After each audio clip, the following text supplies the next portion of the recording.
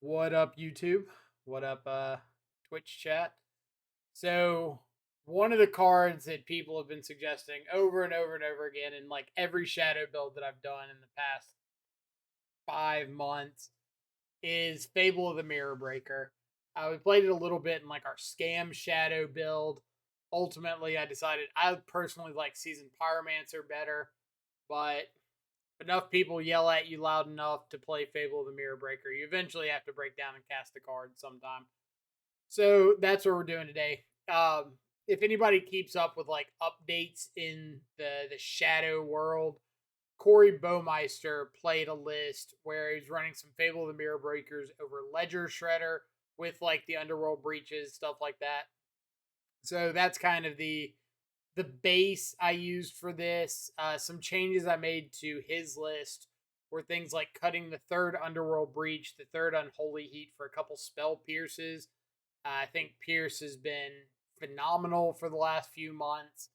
Um, I don't think there's like a single matchup in Modern that you're going to consistently run into where Spell Pierce is like dead or not doing something pretty solid. In the sideboard, I cut the third dress down and something else for two Turoks, then cut something for an Alpine Moon. Like, made some changes based off the cards that have been more effective for me. We did go up to the 19th land in the main, added the 4th Scalding Tarn, um, which again was just kind of like matching up with Corey's 19 lands to help with Fable of the Mirror Breaker a little bit. So, some of the reservations I've had about this card are the 3 mana sorcery speed is like a pretty intense spot in shadow decks.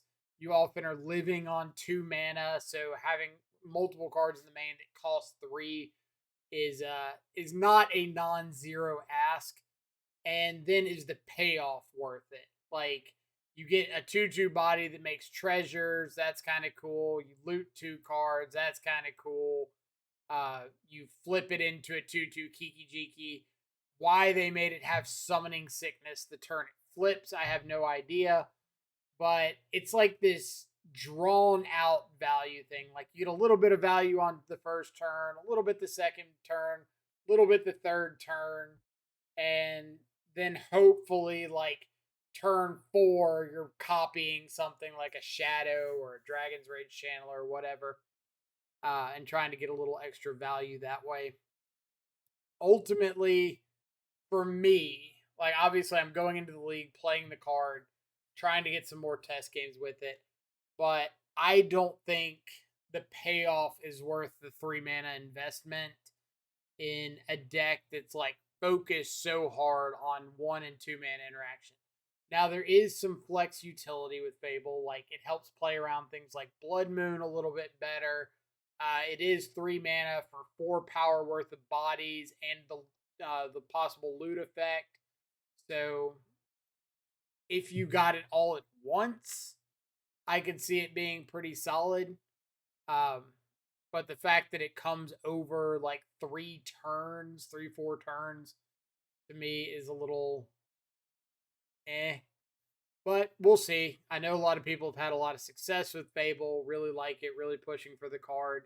And I don't think it's fair to just say the card's useless, don't touch it if we haven't tried it. So that's what we're doing today. We'll go ahead and hop into our first league. Everything else about the list is pretty stock at this point, like 4 Shadow, 4 Thoughtseize, 4 Channeler, 4 Ragavan, 4 Bolt with the 2 Underworld Breach, which I know some people are playing 3, 4 Drown and Lock, 4 Expressive Iteration, 4 Bobble. We had to terminate in the main. We moved to the side for 3 in the board, 2 Hearse, 2 EE, 2 Dress Down, a couple extra counter spells for like creativity and such. And then Turok has been extraordinarily good for me against the blue-white deck, so I really don't want to cut it. But I know there have been more and more people lower on the card, so I think if it's not working for you, feel free to cut it. But for me, it's been working, so I don't want to lose that spot.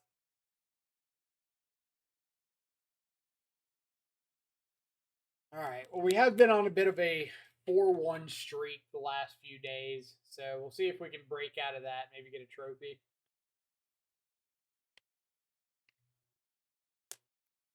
The first couple days back streaming, we were getting like huge string of 3-2s. And then the last few days have been a big string of 4-1s.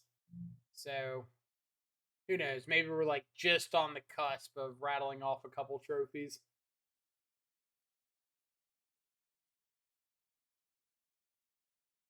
But getting back into it, am having to get used to some of the new cards. They're not hugely prevalent. It's mostly things like Bitter Reunion um, out of the creativity decks. Occasionally, Saga's fetching up those mites, but that hasn't been too incredibly popular. Other than that, not really a lot of new tech from the last set or two, which could be both a good thing and a bad thing. Like, nice that we don't have another Modern Horizons 2 set that just completely warps everything. But at the same time, I kind of like when sets have something new to offer.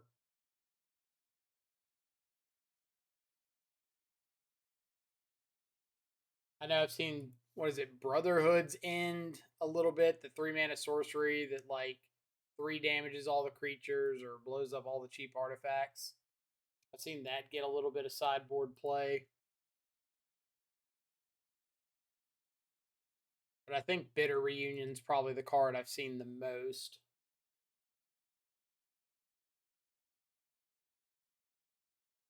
Arid Mesa Tome Scour. Dredge. Yuck.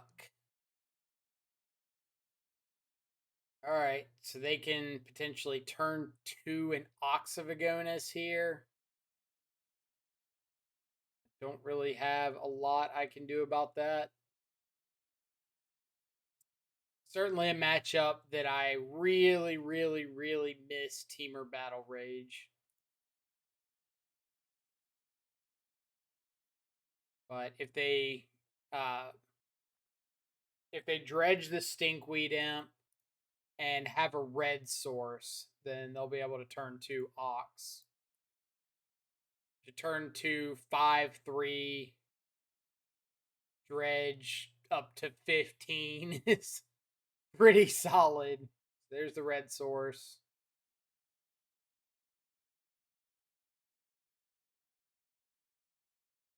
Oh, they're going to reunion instead of Ox?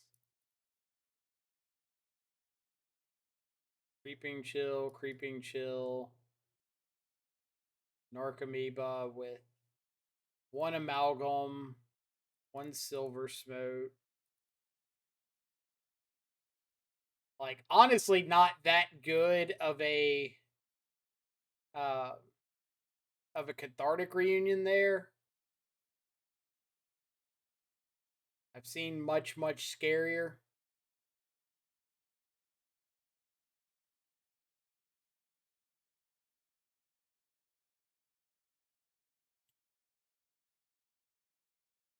Alright, so let's shoot you. Back with Ragavan.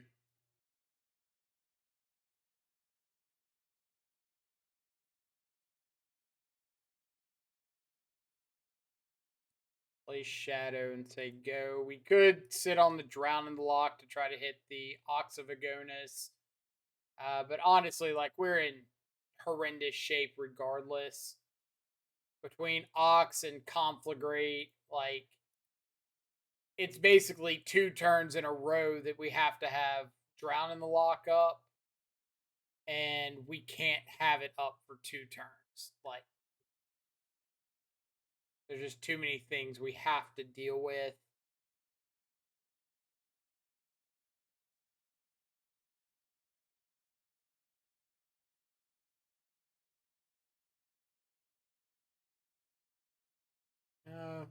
Just technically Silver Smoke Ghoul's a a better block here because there's a chance that they just don't hit a Creeping Chill and don't get it back.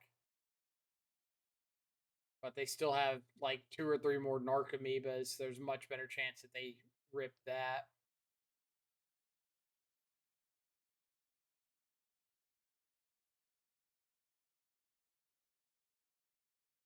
They've already gone through 2 Creeping Chills.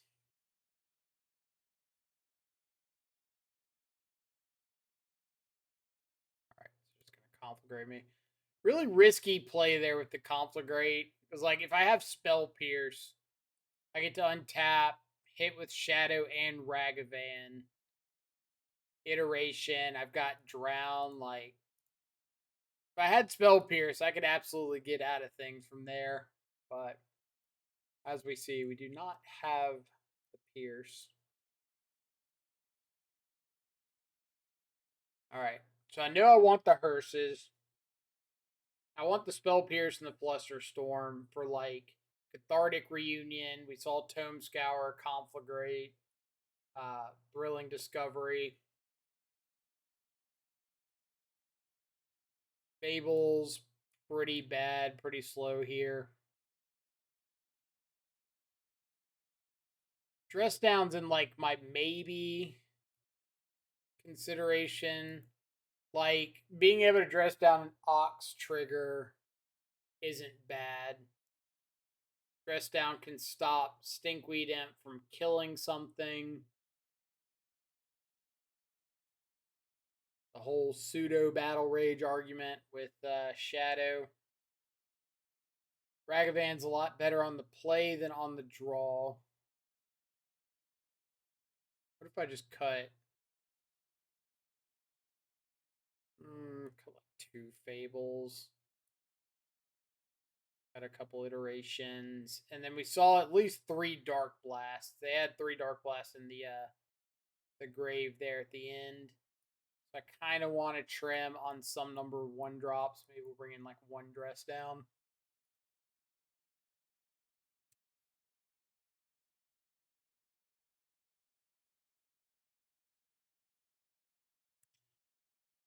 Can't keep a hand with no pressure. Might have to keep this one though.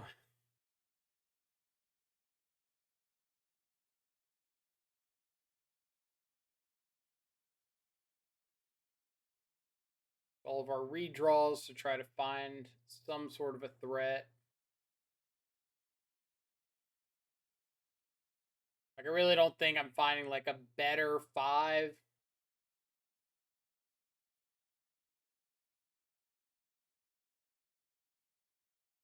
And it's already down a couple cards. That's very nice of them.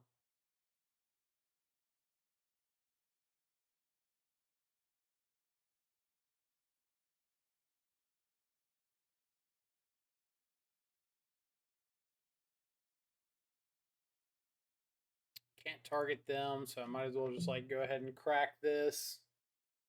That's where I shuffled you away. Pretty confident I shuffled you away.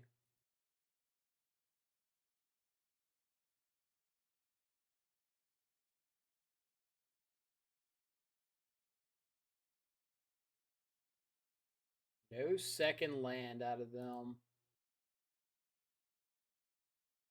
Could mean like Otherworldly Gaze. No, if they had Otherworldly Gaze, they would have cast it on my first turn. They exiled Conflagrate to Gemstone Cavern. Alright. I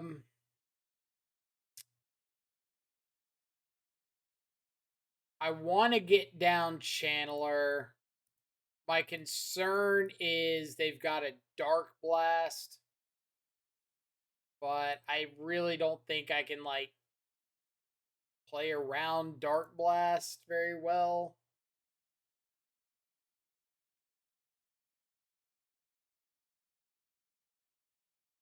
Guess I can play around it if they don't have it.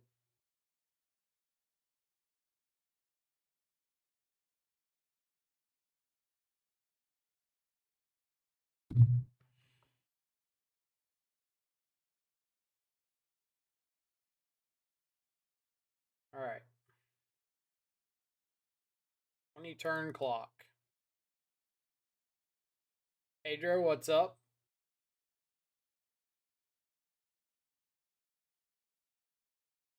Talking about the YouTube one. Yeah, we had a couple good zoo leagues on Monday. I was really surprised.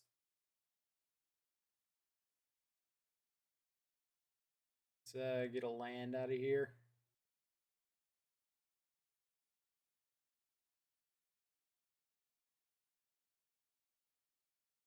Look like geniuses for fetching and shocking.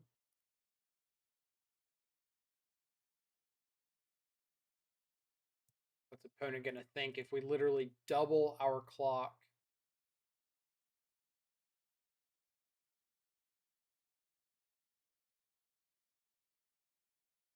Are you going to stand up to this awesome pressure?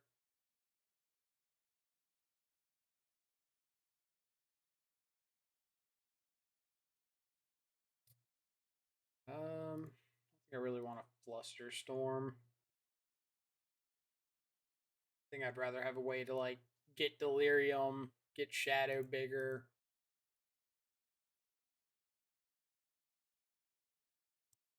Boo.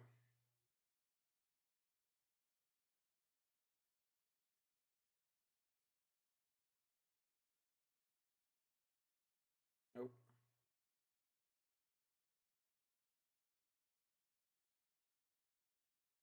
Alright, so that gives me Delirium, so I'll flip that over.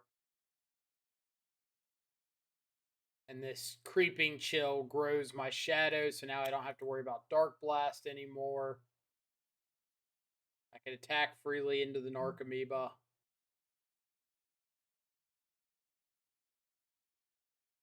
Unless they choose not to exile this.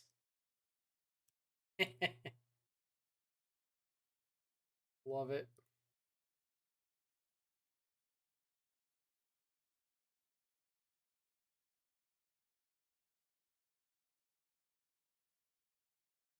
Oh, no. Really don't want to Thoughtseize away my own Drown.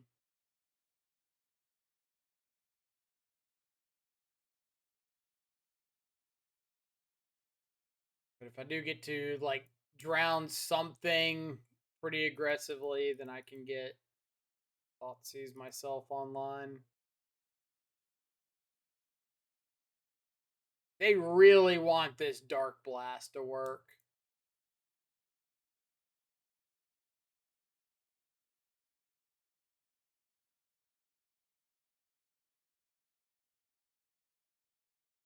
Um,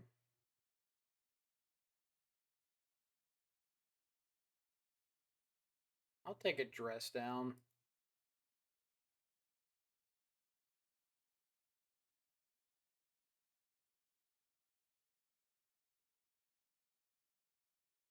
Let's go to combat. Swing in. They block the Shadow.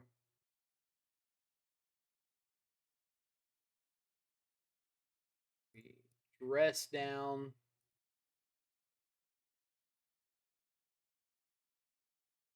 That works fine. Dress Down resolves. We deal our 1. And now we get to play Ragavan, Thoughtseize ourselves, and Dress Down will go away end of turn.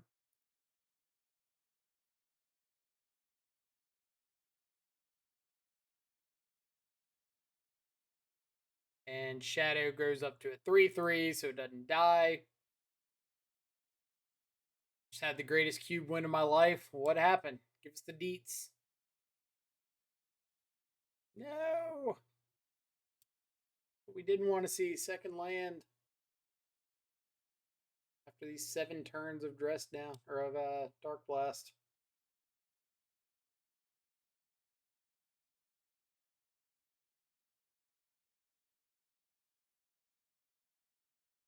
Blast hits Stinkweed Imp, which hits Creeping Chill and Silver Smoke Ghoul.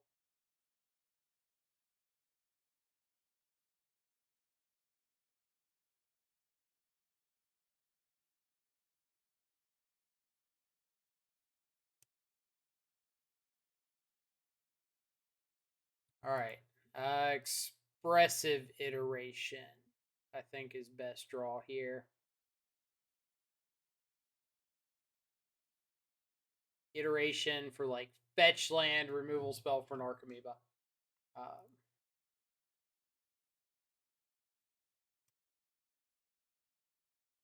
My queuing up to Dredge. Some things never change. Not wrong. Okay, let's think. What are my options? I've got 11 points of power. There's a 0% chance this Narcomoeba is not blocking something.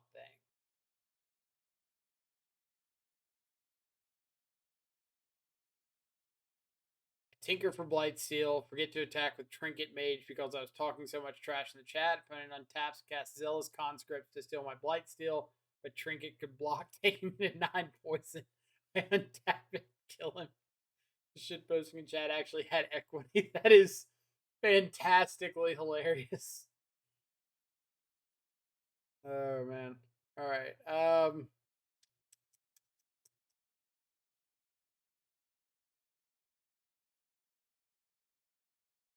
Like we have exactly lethal if they don't block. I think I just have to try to hit something live off the top of their deck.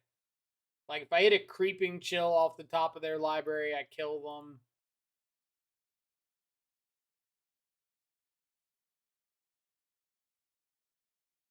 Which would be deserving.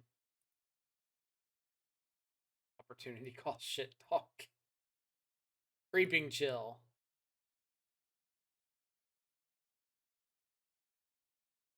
Oh, we'll play it. I could have like not attacked with the Ragavan or something to have another blocker back. But like I'm in really, really bad shape regardless.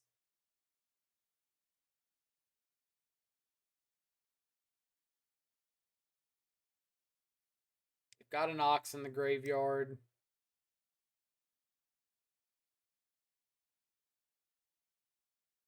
Alright, there's a creeping chill, so we die to that. Chill plus attack.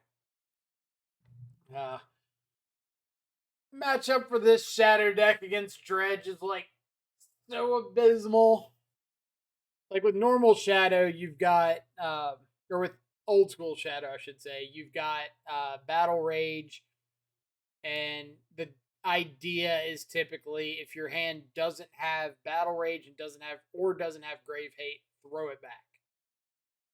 But this build, like you're so low on Grave Hate, you don't have Battle Rage. It's atrocious.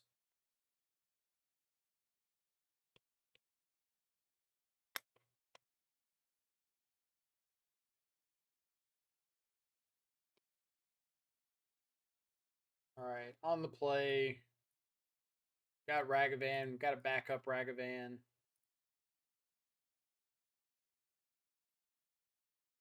Oh yeah. Dread is unwinnable with the new builds. Pretty much. Like we've beaten it a time or two, getting kind of lucky, but for the most part it's abysmal. Rag on rag action.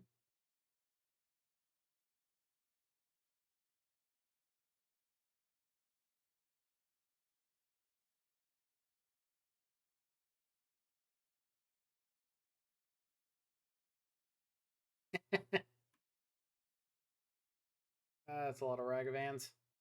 I think I'm just gonna pass here.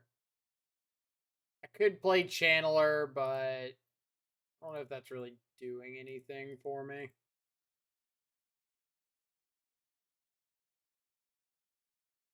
Sexix, what's up? We're seeing how Fable does. So far, we have not seen Fable matchups, so take it with a grain of salt. Played against Dredge yesterday. Was lucky to have Hallowed Moonlight. Pretty good one against that deck.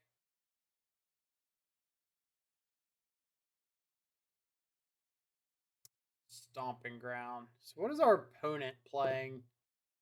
Sacred Foundry, Ragavan, Breeding Pool, Stomping Ground. I assume Zoo. That's my my initial 2 cents guess. I think I want to go like Channeler plus Thoughtseize.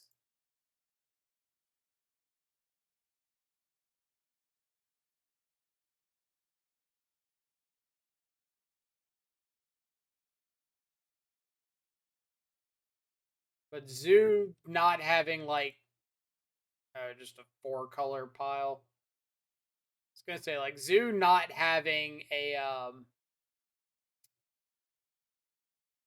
2-drop is pretty crazy. So they just got everything. Okay.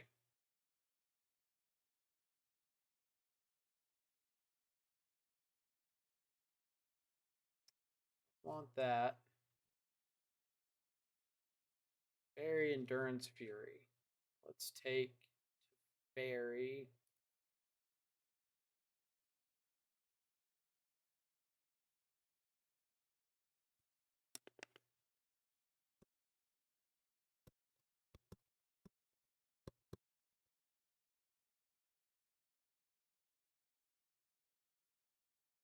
Alright. So they've got Endurance, Fury. They missed the land drop. We could dash Ragavan here, which I kind of like with them having a land on top.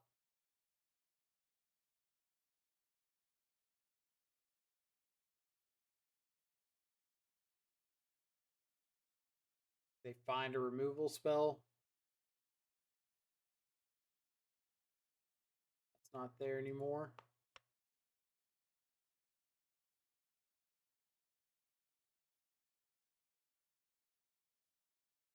All right.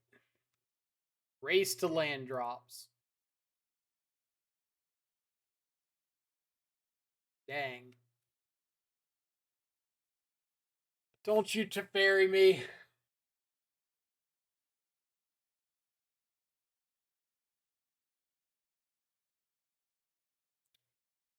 Two blind draws, second Teferi and a land. Okay.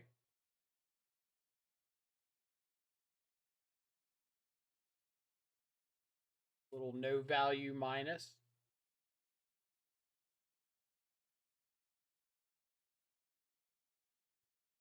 All right. We would like land drops, please. The pain. The pain.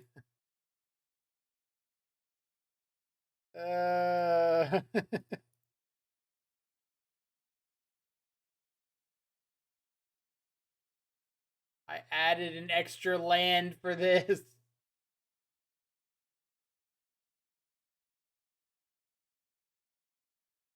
Land. Ah! I want to land. Go kill Teferi.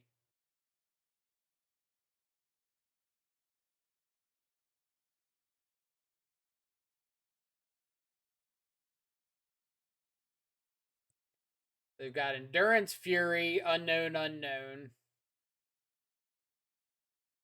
We've got... Okay. Okay. Step 1, find a land. Step 2, dig ourselves out from this.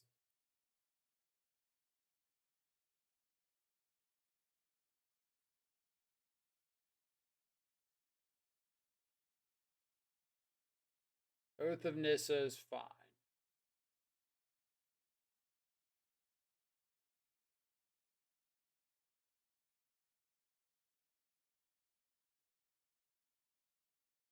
Now, I think I'm going to go for Drown in the Lock on the Solitude. They can evoke evoke an Endurance to stop this, but that means I get Endurance out of hand and another card out of hand, so I'm kind of okay with that.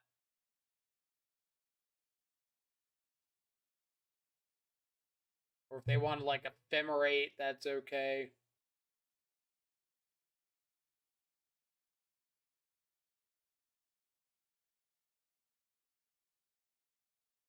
I think they're realizing they don't have a second green.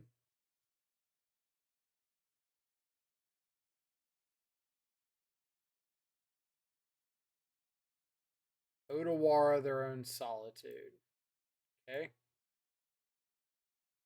So now it's Endurance, Fury, Solitude, Unknown. Endurance, Fury, Solitude, Unknown. Let's go Dash Rag.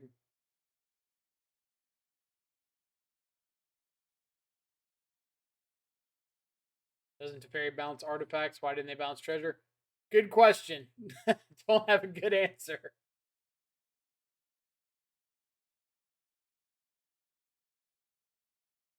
Sometimes opponents do some crazy things. Or don't do some crazy things.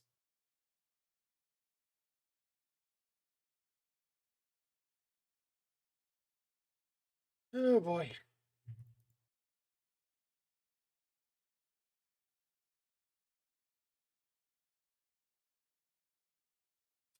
Okay.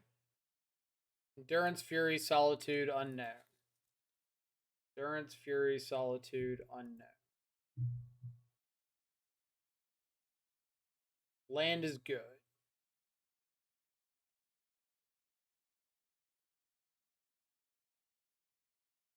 Do I think that their last unknown card is a green card? Because I could go for Breach and like Unholy Heat the Omnath, Thought Sees Away the Solitude.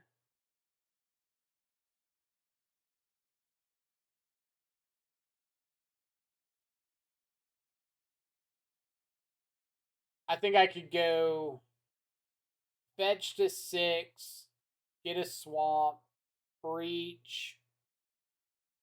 I'd have 9 cards in the yard. 1, 2, the land, Unholy Heat the Omnath. Heat goes back in. Heat iteration, spell pierce to Thought Sees Away the Solitude.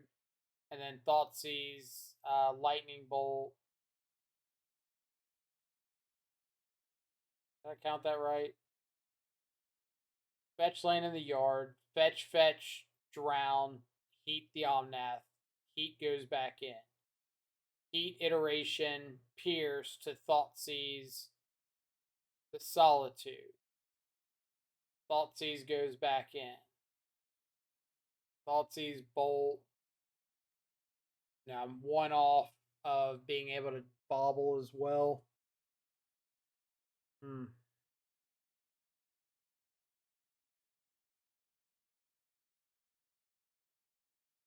I think I have to do it though. Even if I can't bobble.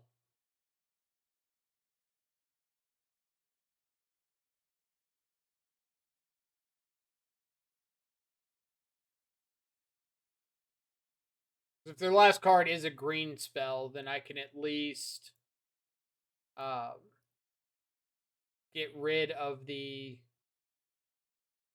endurance and a green card. I can still bolt the Omnath, so it's not the worst deal in the world. All right, make sure we keep Delirium.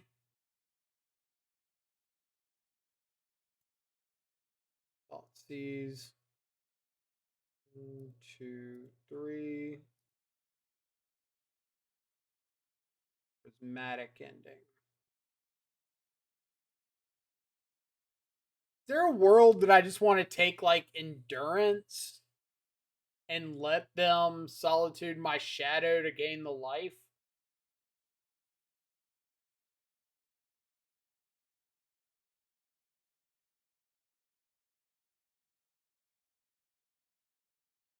No.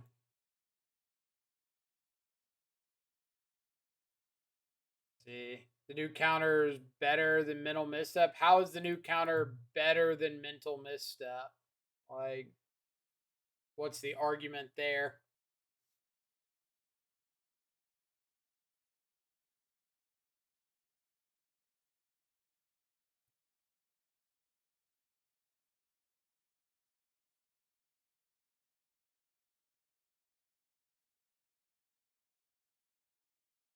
it's legal. I mean, I guess technically. Oh, what's my plan here?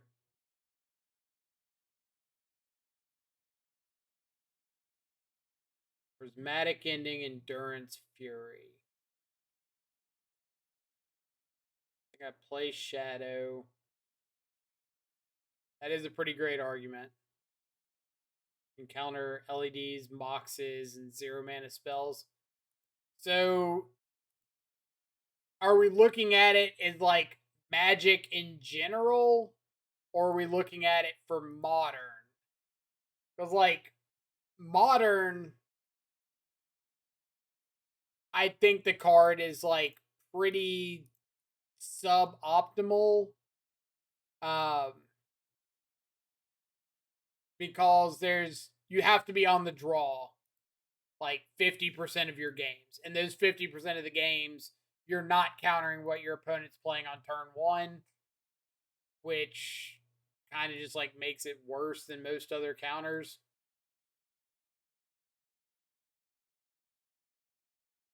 All right. We're over here.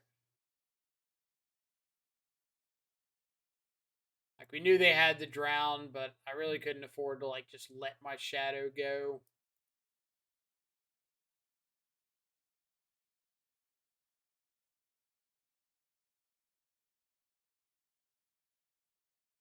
Dress downs are great. Turok's great. Terminate's reasonable. Breach and Drown are pretty bad in the face of Endurance. Spell Pierce is bad.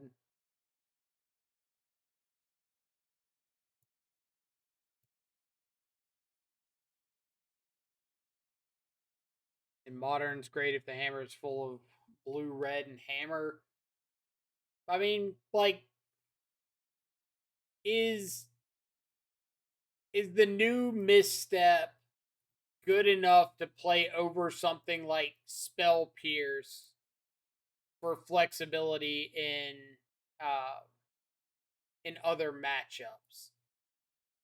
Because, like, the new misstep hits the cascade targets like Living In and Footfalls. It hits the one drop. It doesn't hit like Auriok Champion. It doesn't hit Stoneforge Mystic, Pure Steel Paladin. It doesn't stop a Hammer God off a Saga. Doesn't stop a Sigarda's Aid on the draw or an Esper Sentinel. I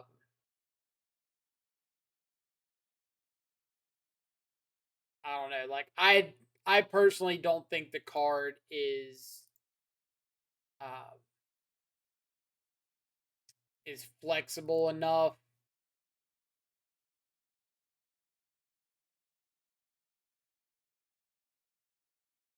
Like, say against Murktide, are you losing to Ragavan, Darcy, Bolt, Unholy Heat, Consider, Mishra's Bauble, or are you losing to Expressive Iteration, Murktide, Archmage's Charm, um, Unlicensed Hearse, Blood Moon?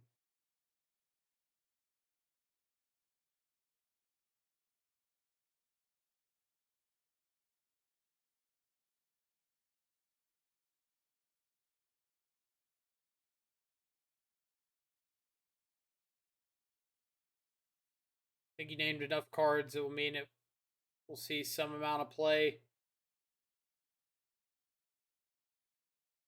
Maybe, I don't know. I'm just like really big on that idea of questioning the flexibility of it. Like, if you don't have it available on turn one on the play, how good is it after that?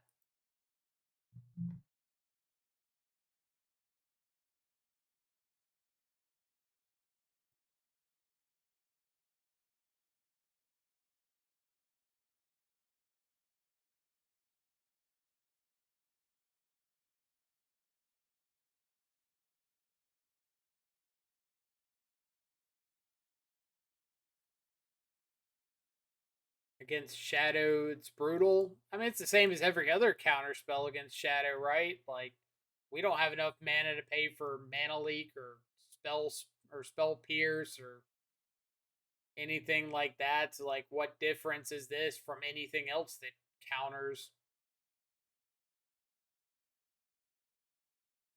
Hidden from the Sun, what's up? Hope you're having an awesome Wednesday.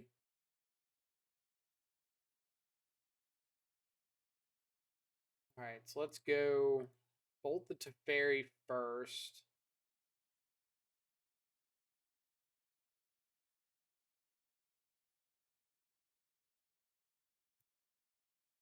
All Paradox from Discord, welcome, welcome. Appreciate you coming around. I guess we need to like go ahead and fire this off. I want to have a bolt and not use it.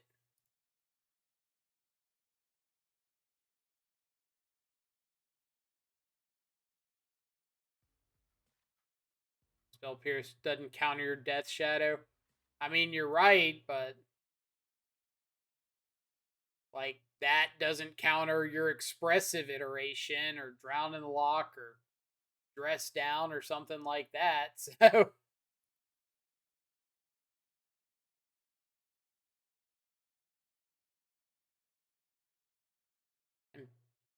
Paradox, thanks for the follow as well.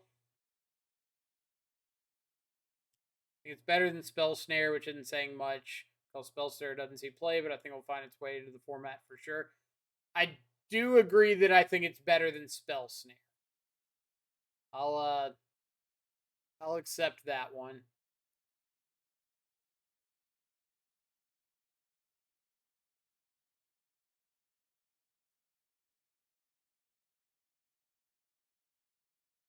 Really don't want to bounce my treasure tokens, do they?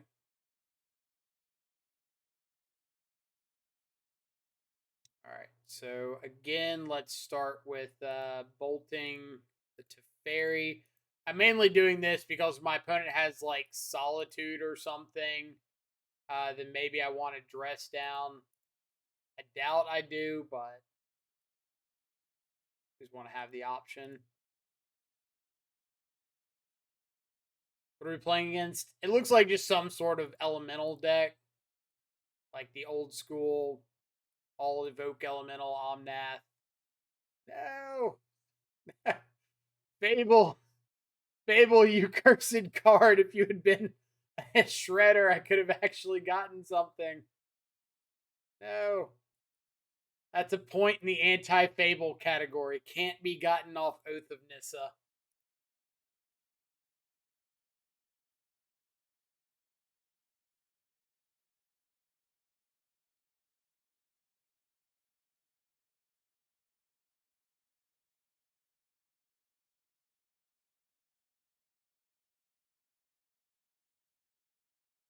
Let me dress down an Omnath.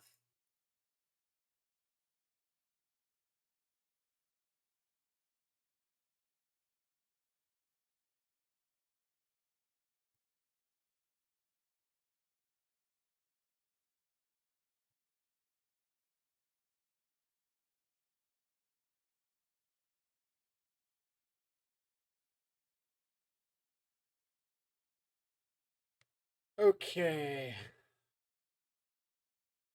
So we terminate. They respond with fetch.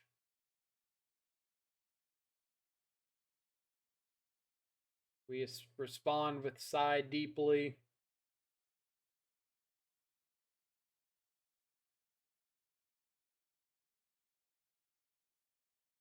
Dash our Ravioli again.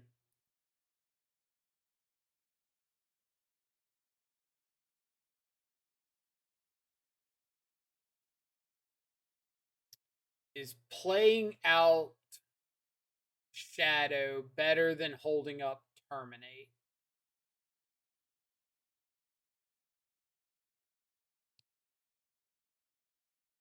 Playing out Shadow better than holding up Terminate.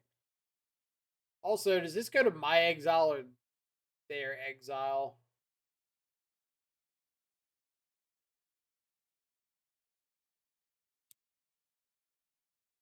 Anybody know?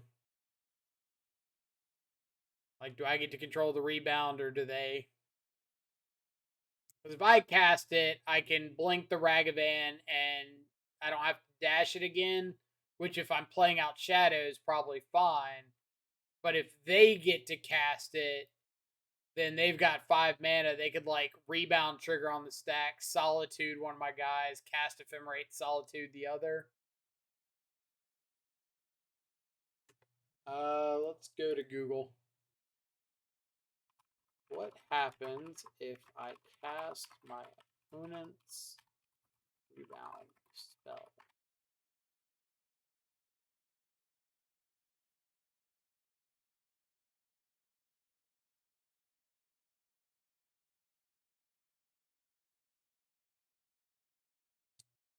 Oh, apparently it just doesn't rebound. Yeah, because rebound only triggers if you cast it from hand.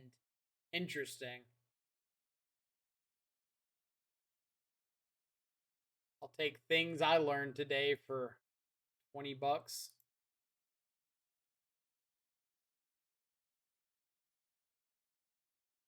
Yeah, like rebound specifies rebound appears on some instants and sorceries. It represents a static ability that functions while the spell is on the stack. It may create a delayed triggered ability. Rebound means if this spell was cast from your hand, instead of putting it into your graveyard as it resolves, exile it at the beginning of the next upkeep, you can cast it. So, has to be from hand. Y'all didn't know this was an educational stream.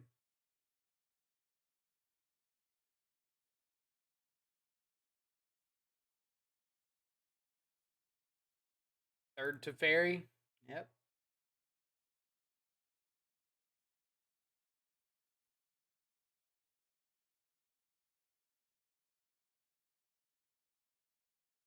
How about like a Turok off the top? Be kind of nice.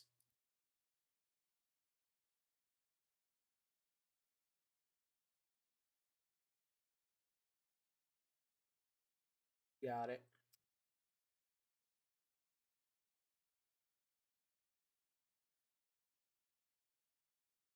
Turok one time.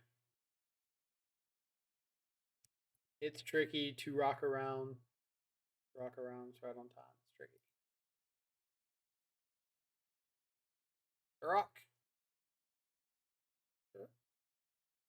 Okay. Well, let's find out how good this Fable card is. Start dash Ragavan, and I think we're just hitting to fairy. That out of here. Opponent does have Lightning Bolt in their 75, so I don't really want to just play into that.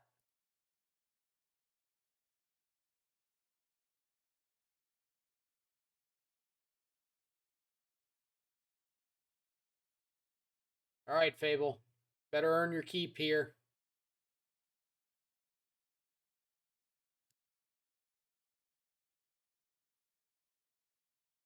Fourth to fairy. Fourth to fairy. Come on. Bro. Who hurt you? They did have the bolt. Do they have fourth to fairy and fourth lightning bolt? That is the question.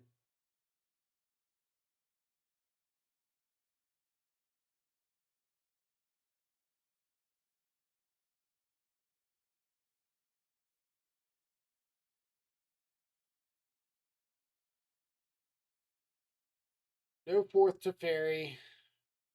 No fourth lightning bolt. Huh.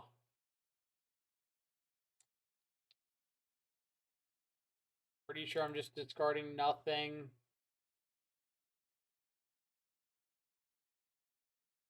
let's dash Ragavan. I should have used a non-black source there.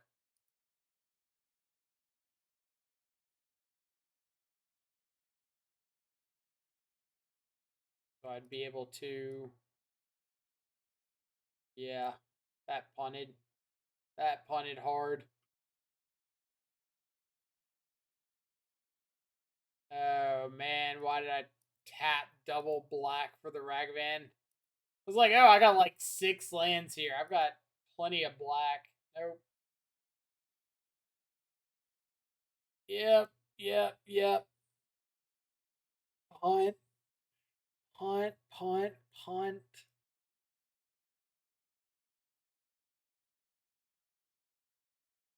That's huge punt there. Huge punt. Like, I wouldn't go as far as saying we were in like some great position there, but just throwing away games is inexcusable. Opponent did have like 6 cards.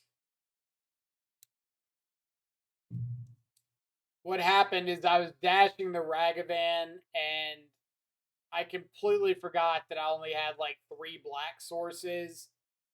And so I tapped like Blood Crypt, Watery Grave to dash Ragavan instead of my double Steam Vents. So I couldn't play out double Shadow. I could only play out 1 Shadow and not have Terminate up, and it was bad. Very bad. That was just like a brain fart punt.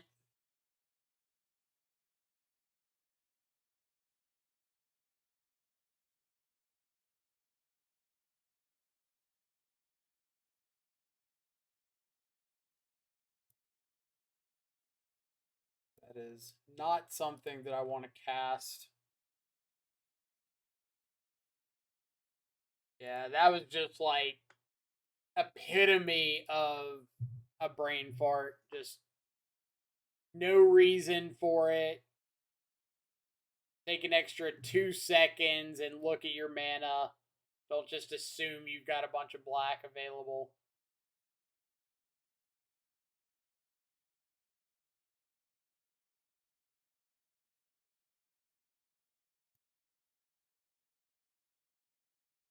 Alright, do you have a counter spell?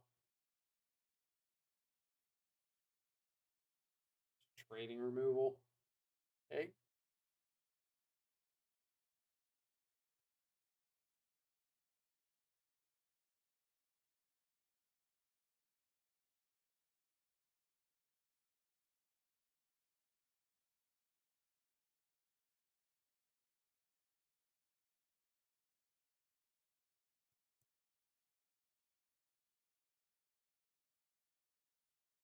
I'm assuming they're just on straight Murktide.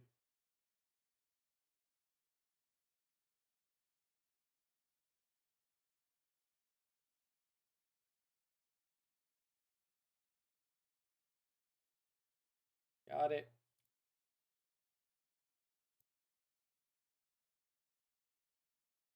This is the kind of matchup that Underworld Breach should shine in.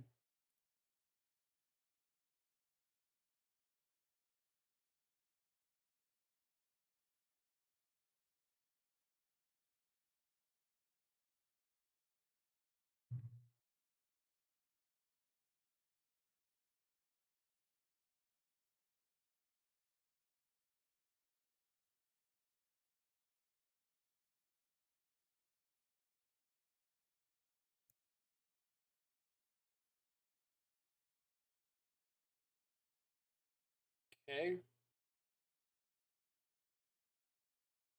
I think we're prioritizing the threat here. I know I want the land. But am I Am I going land channeler or am I going land Thoughtseize? Maybe the Thoughtseize is actually better. Because I've got the second iteration. I've got the breach.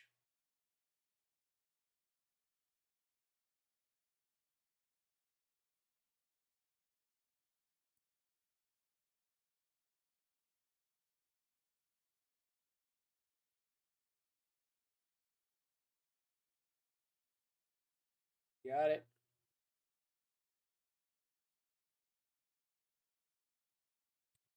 Snapcaster Murktide. Well, let's take a Snapcaster.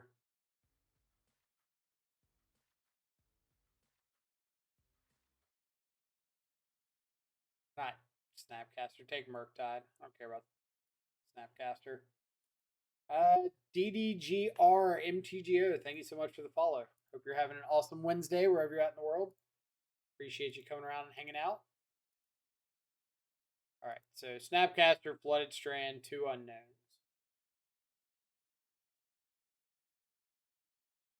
Looks like they're just going straight for a snap iteration.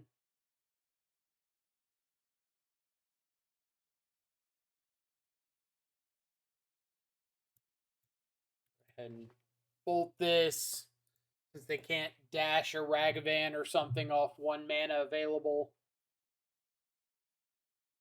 And then I think I'm going to untap. If I hit a land, I think I'm going to untap and go for a breach. The value breach.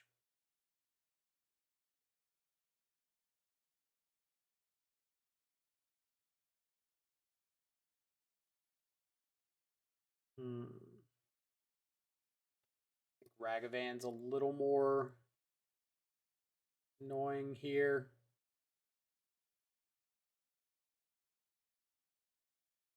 Shadow to hand. Or do I want this Spell Pierce?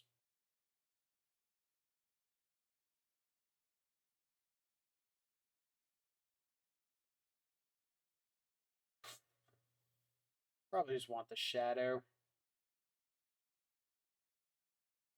Yeah, take the Shadow. Channeler to the yard. Or Channeler to exile, play out that.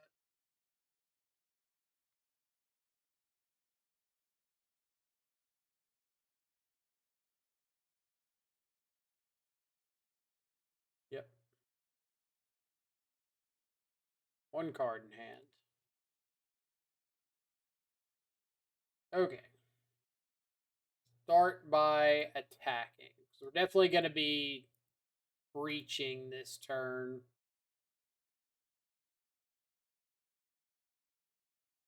I think I want to go basic mountain, cast breach, then you. Okay, what do we want to do from here? If I lead on lightning bolt,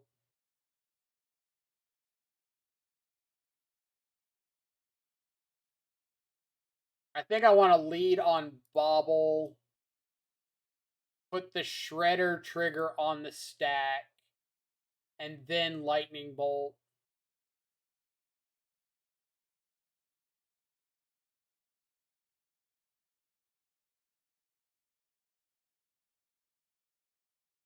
Because if I start off with lightning bolt, they get the shredder trigger. If they grow the shredder, then I don't get a chance to kill it, or without using a second spell. I really don't want to use a second spell on it, so.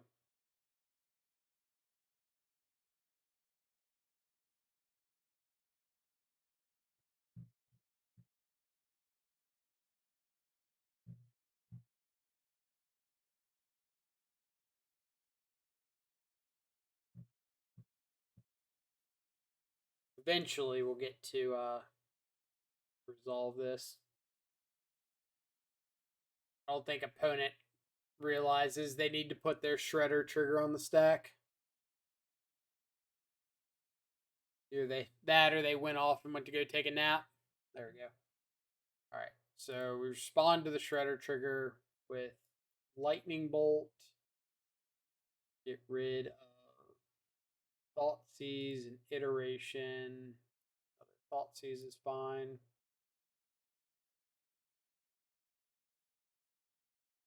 Minotaurn. Shredder down.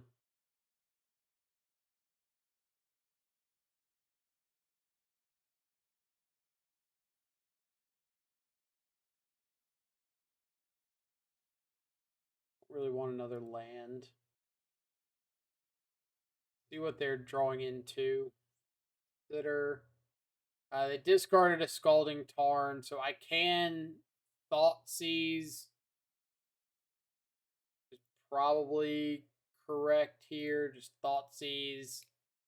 Exile a couple whatever things. Keep Delirium. Have one creature, so we don't want to exile that one. Got an extra land.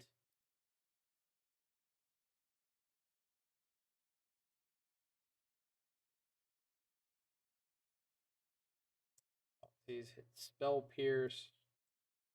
Now we just play a bunch of baubles from the yard, and eventually we'll just finish it off with playing Shadow. Sorcery, instant, land.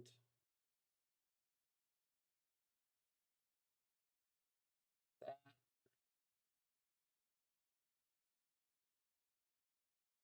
Fable. Fable seems okay to keep on top, right?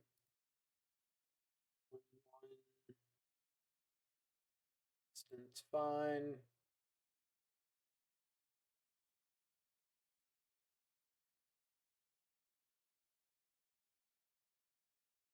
Shadows. Go. Bye-bye, Breach.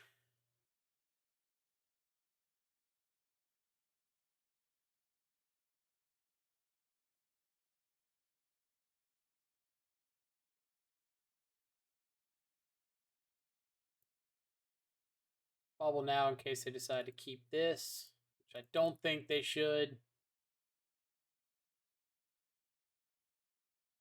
Yep, Ragavan is Bend. They've got an unknown card off the top. First, Channeler Shadow. Another Channeler and a Fable in the hand, and then two blind draws coming up.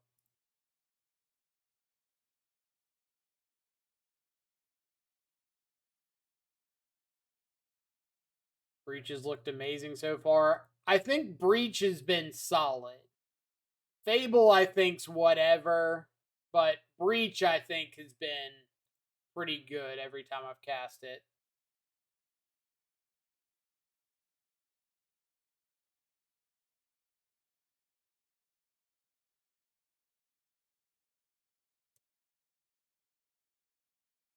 Fable's mid in this deck. I'm pretty. So far, I'm pretty inclined to agree.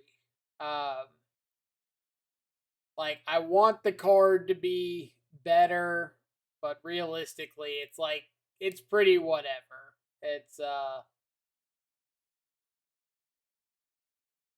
It's nothing spectacular.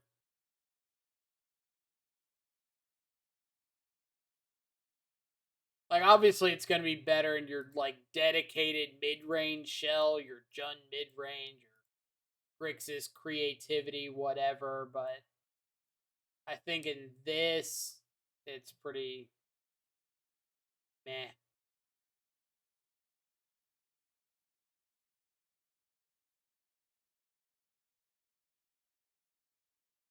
Always appreciate it when opponents bobble correctly. Kind of want an iteration.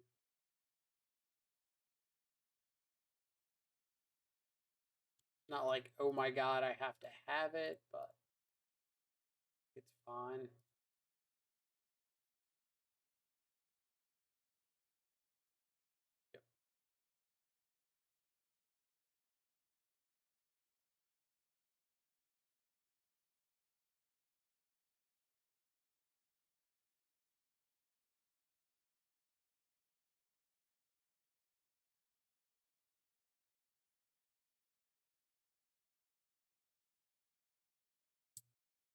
I don't really care about a lightning bolt when I've got double terminate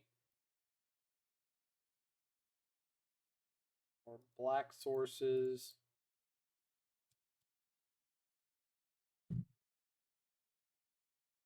Got it. I really don't know why it makes you like click twice to pay no for something or to not pay for stuff. Like pay one, no. Pay one, no.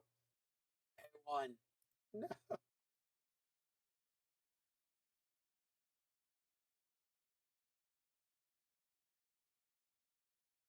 Like here, I don't want to draw that here. Out of here.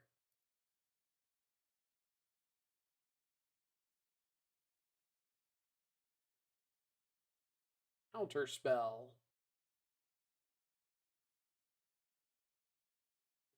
No, no, I don't want to pay for the spell pierce. Let me have my spell counter like a man. We're about to get blood mooned.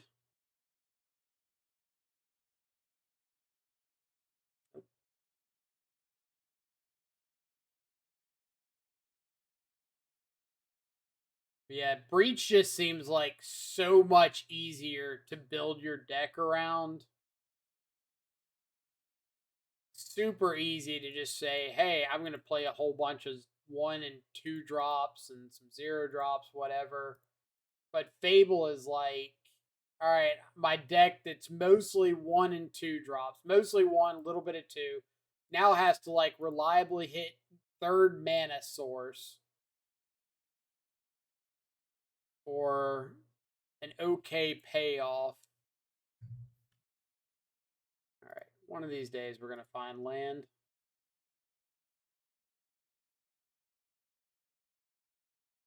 Third spell pierce. Okay. Like, what if these fables were cards we could actually cast right now?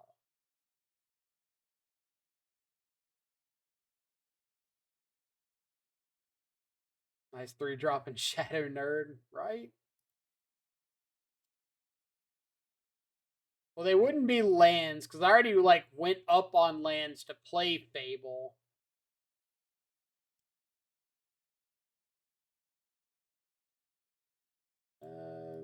The Ragavan.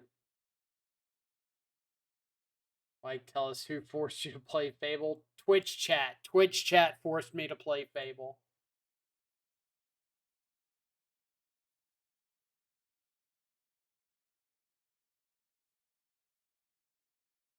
What do you want to play in its place?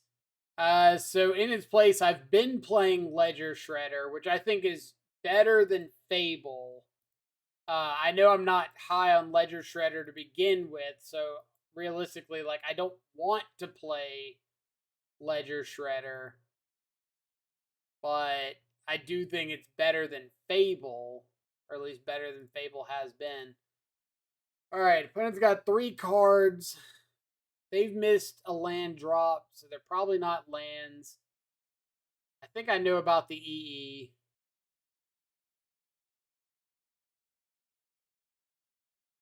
I don't remember saying anything there. Well, you're new to the Twitch chat, so you get a pass. But the rest of you degenerates out there, y'all wanted this.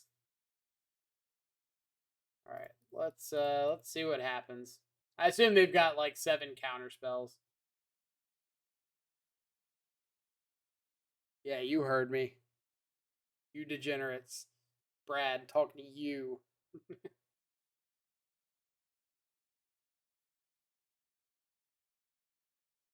Archmage's Charm. Okay. Archmage's Charm and counterspell.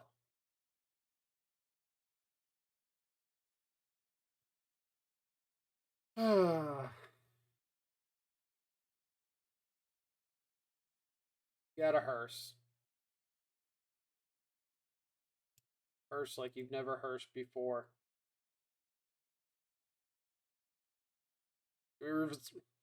Come on. One time. Resolve. Yes. No. Bad. Um.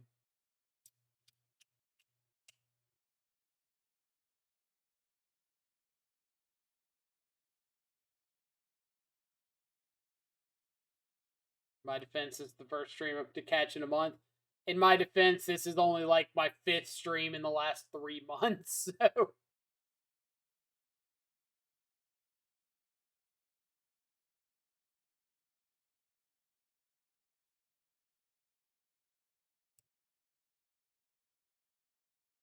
all right, you got nothing. You got something.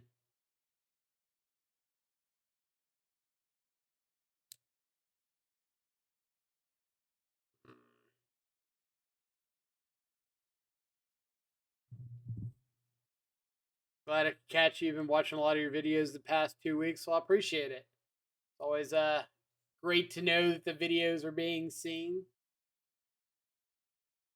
Okay. We're doing stuff. Stuff and things. What's my plan?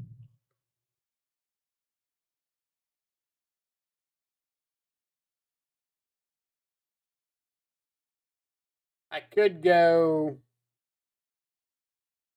Shadow, hold up, terminate, pierce.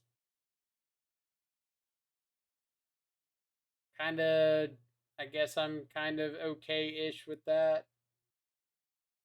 So if they have like an end of turn bolt or something, I can pierce it and then have terminate. Yeah. Yeah, read you like a book. Like a book. 4th pierce. This is just a... Oh no, they're just paying for pierce. Lame. Lame. I completely forgot about that treasure. Not gonna lie.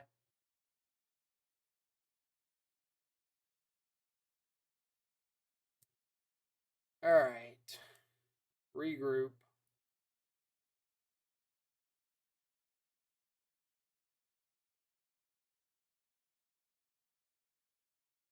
Are we terminating a dashed Ragavan? They are not dashing. Why are they not dashing a Ragavan? So to me, that screams Ragavan's the only threat they have in hand if they're not dashing it.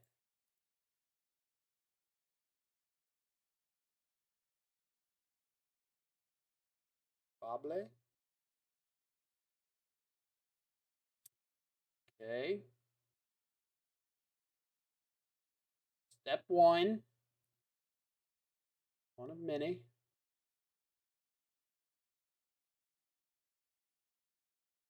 My stuff, you got it.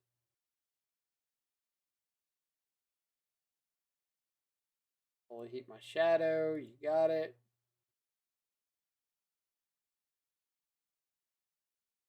Like, I can't remember if they shuffled away this EE and I didn't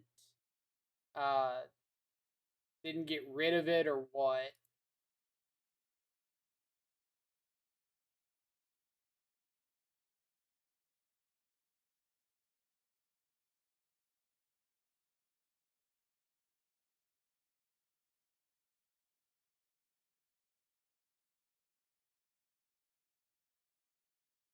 Very well could be the case here.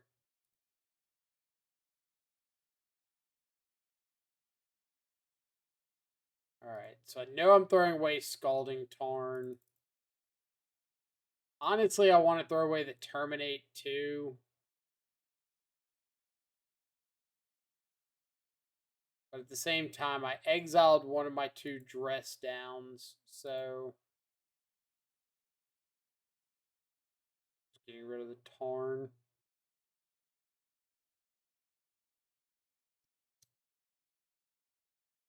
Here's Giganta. Alright.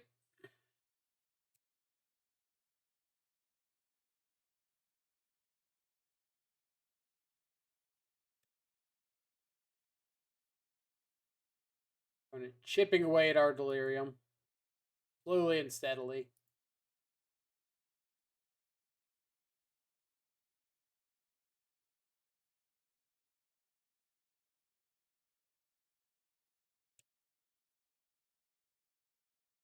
How bad is this Fable card when I can't even copy a Giganta?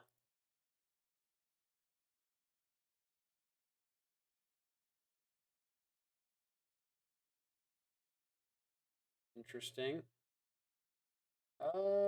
Play that one.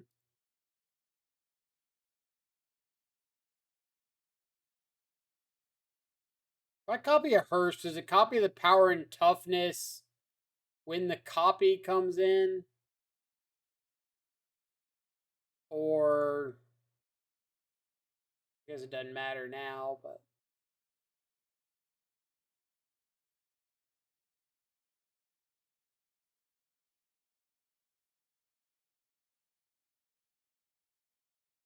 alright, so I was wrong about the EE. We make a 0/0 copy. So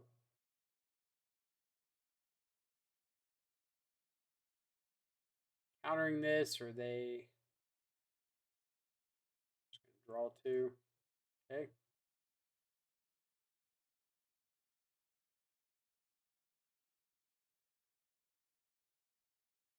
Am I the only one here who doesn't like unlicensed hearse? I like it in like a fair graveyard sense. I don't like it in like a trying to beat the unfair graveyard deck sense. Like I don't like it against Living End or Dredge or something like that, but I like it in a matchup like this.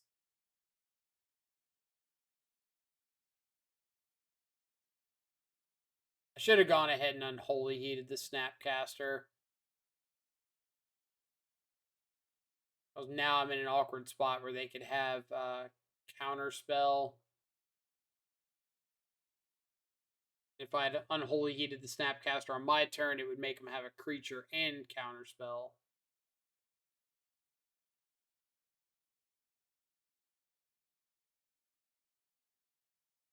Mostly matches which are grindy. Yeah, like matches where incremental graveyard advantage is a thing.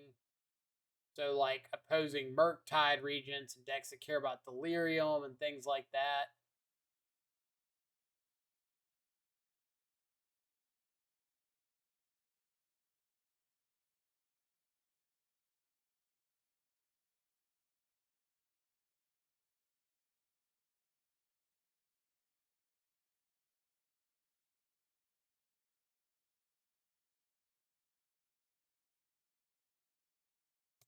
Do I have to just take the 8 to terminate the Murktide?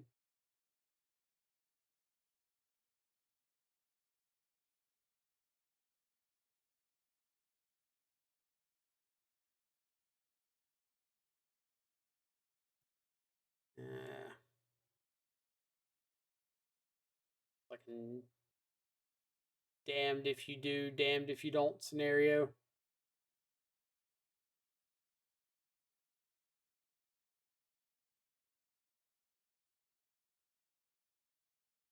I think my only good like live draw is another terminate, iteration into terminate, iteration into like shadow terminate is best. Never mind. Scratch the shadow part. Iteration into something terminate.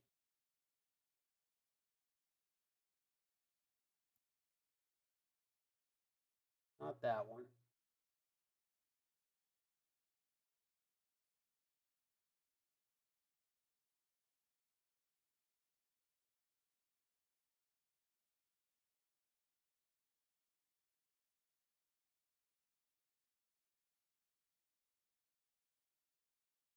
Just have the lightning bolt.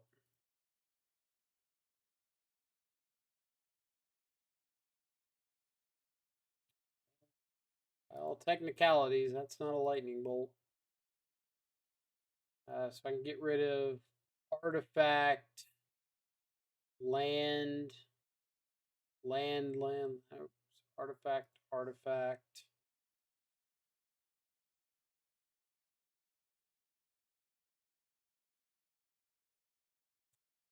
Fable doesn't do anything here.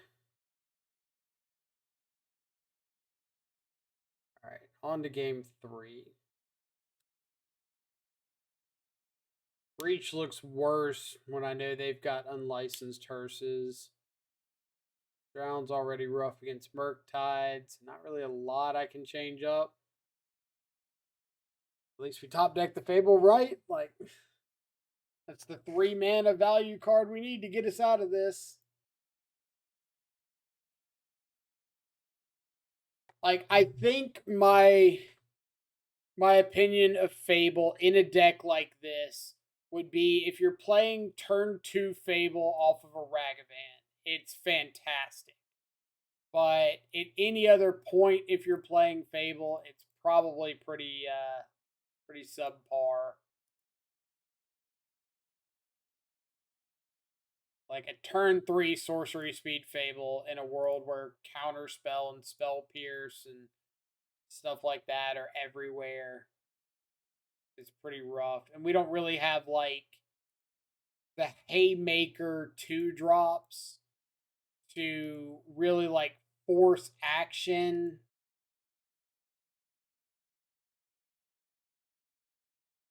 And what I mean by that is if you look at a deck like Creativity is a really good Fable deck because they have like turn 2 Ren and 6 and stuff like that to force your opponent to act, and then you just get like a Fable down empty board turn 3. Our turn 2 plays are like Ledger Shredder. Like, nobody gives a crap about a Ledger Shredder. We're not really iterationing on turn 2. We're not drown in the lock or terminate on turn 2 most of the time.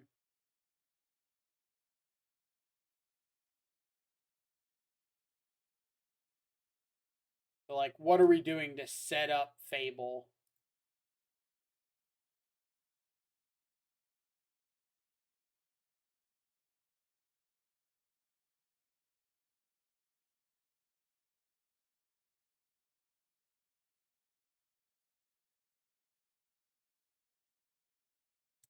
When's the last time I fired up Blue Black Shadow? It's been a second.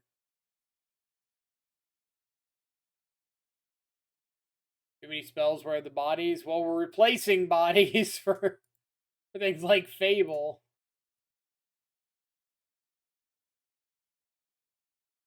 You want to know where the bodies are? It is I, body.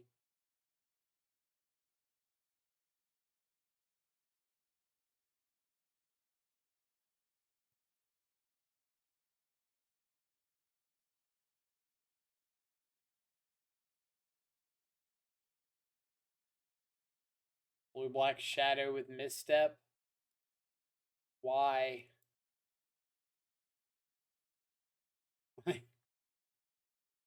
What does Misstep solve for you?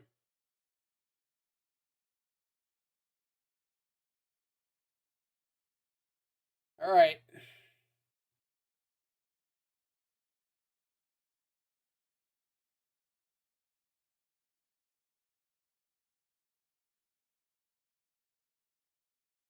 Go cast Underworld Breach and like it, Mike. I've been casting Underworld Breaches. I've said that I thought they were better than I thought they would be.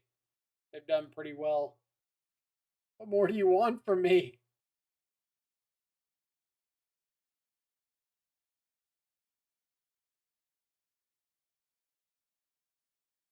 Alright. I was afraid that was going to be a Murktide and I was going to be in trouble.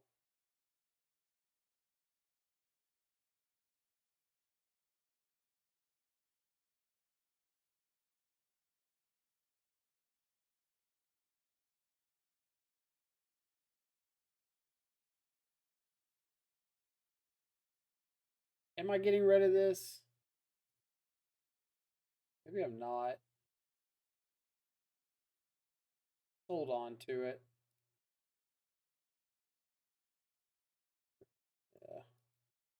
Tap my mana correctly.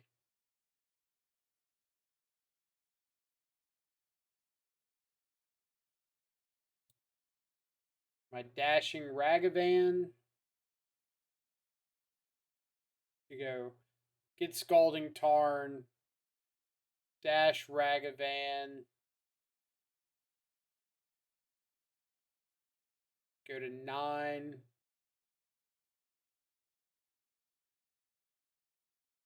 don't hate that.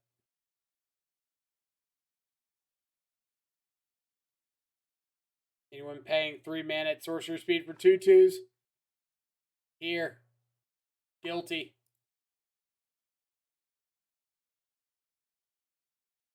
Guilty as charged.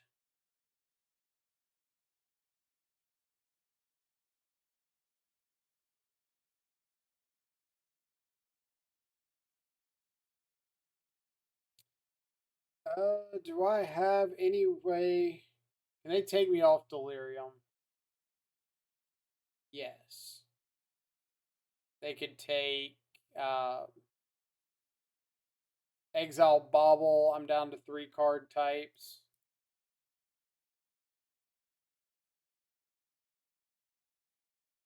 So we pass the turn. They like can't activate Hearse, which is kind of funny there.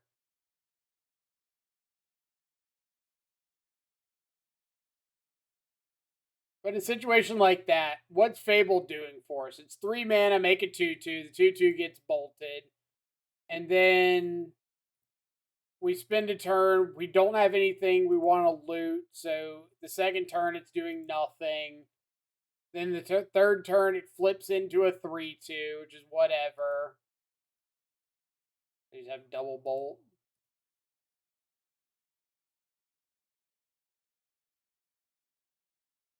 Oh, little snap bolt action. Snap bolt in the year of our Lord 2023. Have we come full circle? Is this it?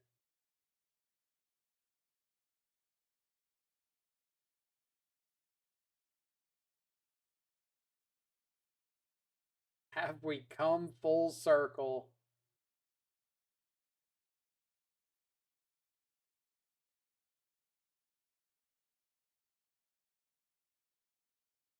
Alright. All we got to do is find a removal spell for Snapcaster. That's it. Removal spell for Snapcaster. Blue. Red is fine.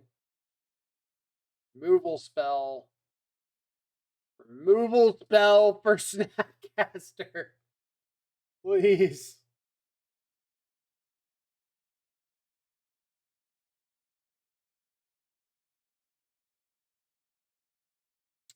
Alright.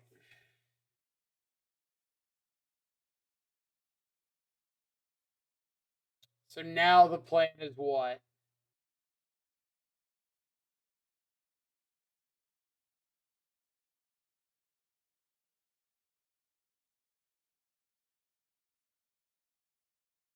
Dress down, their upkeep takes away flying. If I'm going to dress down, I want to dress down on my end step while they don't have any mana open.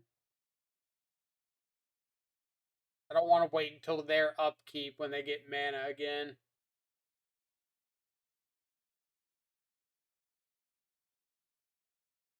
So we attack with Shadow. They have to block. What about combat? Well, I mean, I would if they like didn't block, but now that I've shown Bloodstained Mire, they 100% block because they're just dead to me fetching here.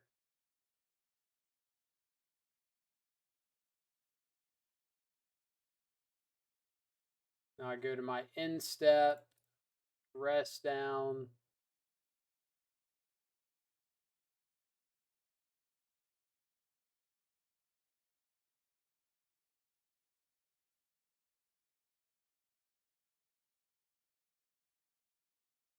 They also can't activate Hearse with dress down, or it just dies to state-based actions.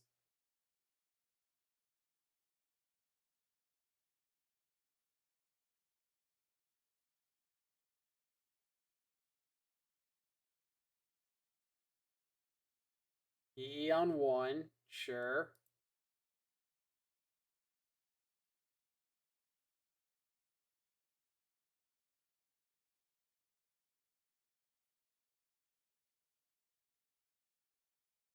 Popping Islet.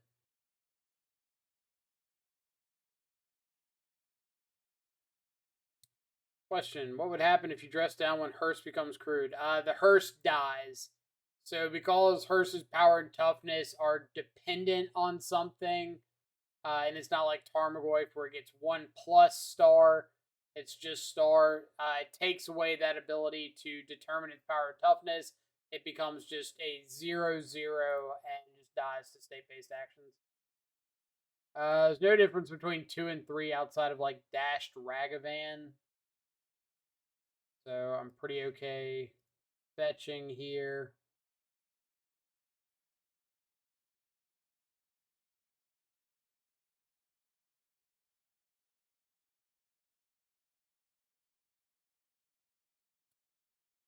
Okay, does Terminate do anything for me?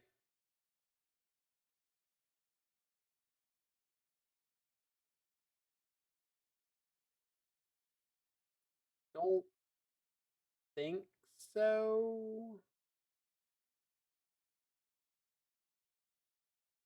Maybe it does.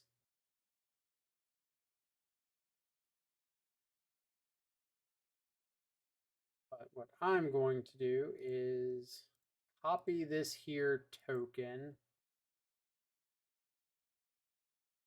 Dash Ragavan. I guess I'm not dashing Ragavan. I think I'm just attacking, playing Ragavan post-combat.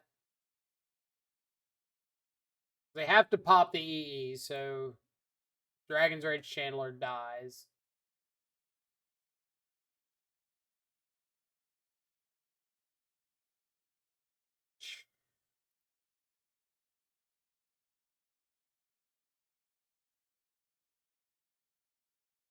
Play my Ragavan. They go.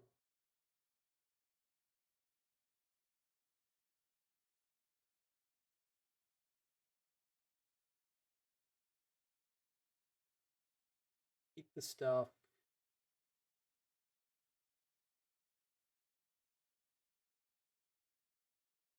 Big bucks, no bolt. Not a bolt. Murktide. Yeah, little derp tide.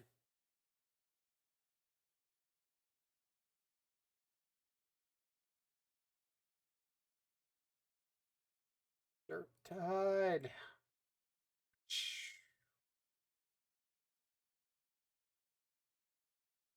GG's. Because it's technically not over yet.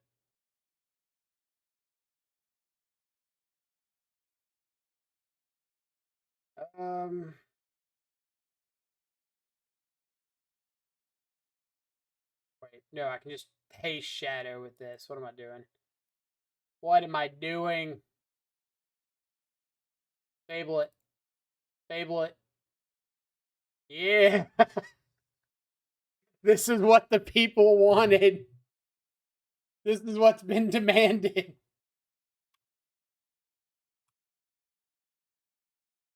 Alright. Alright.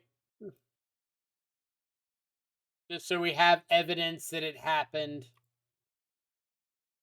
Copy our shadow. Get to make it a hasty 11/11. Attack in. Now finally Fable is playable. That was the push it needed in my book.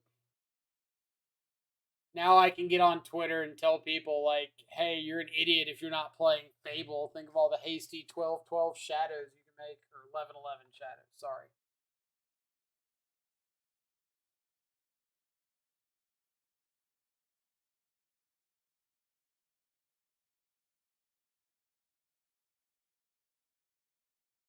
Love to play first.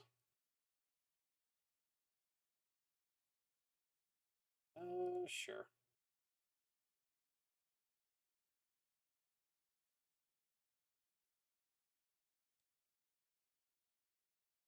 Fable's tier 0. Don't let anybody tell you otherwise. You go out there and Fable with the best of them. Live your dreams with Fables.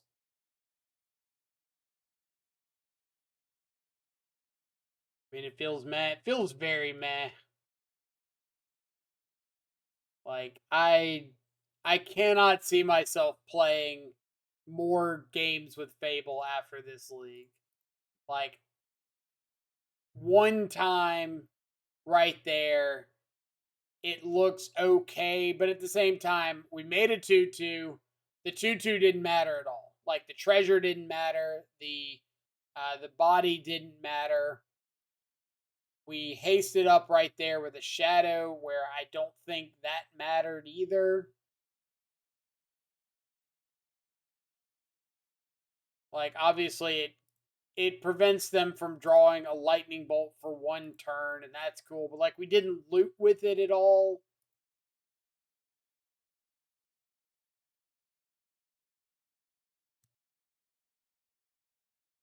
I'll take a shadow.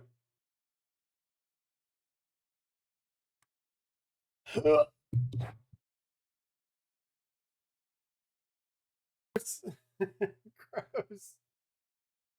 Oh, man.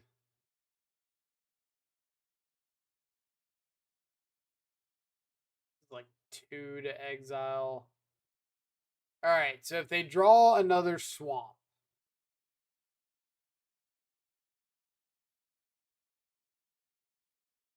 This comes back with a -1/-1 counter. So I could have them, like, draw the swamp. I take the grief. They persist the grief. I bolt it. And I get Thoughtseize in the yard. I get Bolt in the yard. If they take Breach, it's 3/4 of the way to Delirium. Maybe I just want to take the Persist, and if they want to, like, grief off something, then that's okay.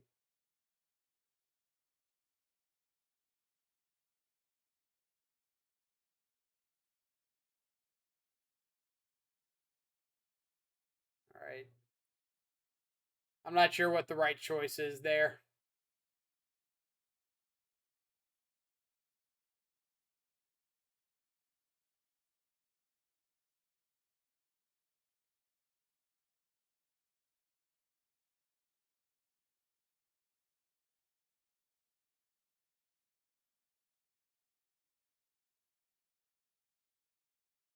Not sure.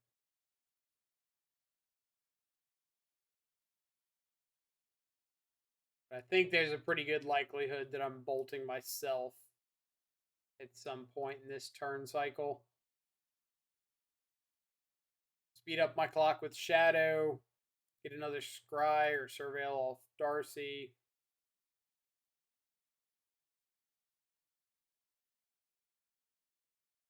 Turok, Grief.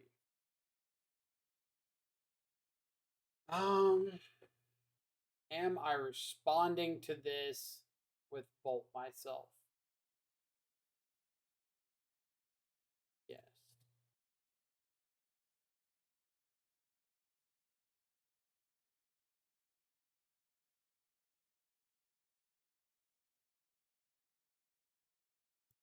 Keep that on top. Grows Shadow, grows Darcy if they take the Underworld Breach. Yep.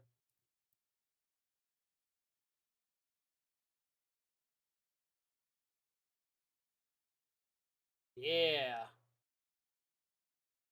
So, a little bit of a calculated risk there. If they take the Drown, then we can play the fetch, uh, play the Underworld Breach. Dragon's Rage Channeler gets to flip over whatever's on top. Then we could, like, Bolt or Thoughtseize or something. So just get, like, a value breach to speed up the clock. So it's not the worst case scenario if they leave the breach in hand, but if they put the breach in the graveyard like that, then we get Delirium as well as growing our Shadow by 3 more, and we just have Drown in the Lock. So pretty good, uh, pretty good series of options for us.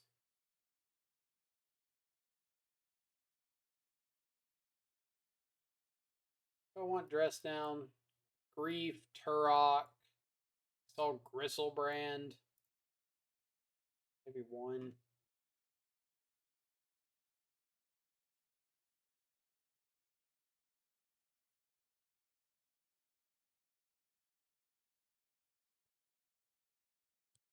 see what all they got. Just like your stereotypical mono black Cabal Coffers deck, then okay here.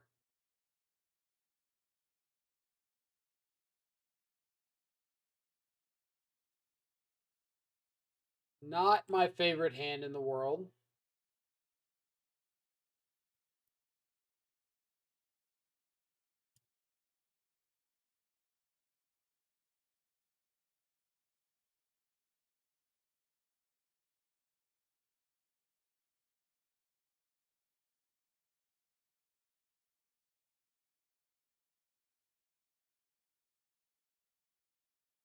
You could add one card in the arsenal of shadow decks. What would it be? We've had this discussion a couple times. If it were up to me, I would like a. This is my take at a balanced card that would be good for shadow. A blue and black, so 2 mana for a 4/3 with hexproof. When it enters the battlefield, you return a land you control to your hand. So 2 mana, 4/3, bounce something.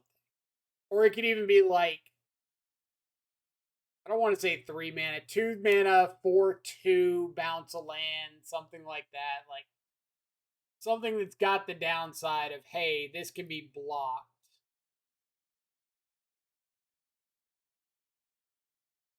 But enables Stubborn Denial, enables Temur Battle Rage.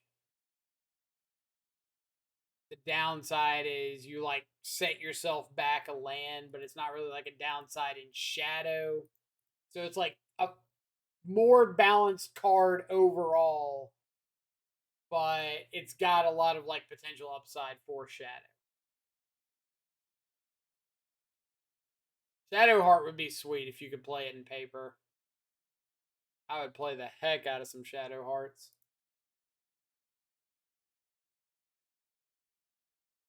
Alright, so because our opponent was nice enough to get this Urborg, we can just fetch up some shock triomes.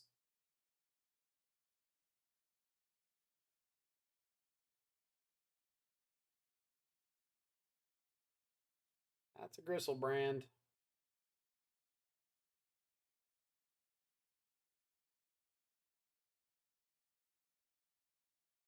Why you tried the Kavu? Right. Just like another good proactive 2 mana threat.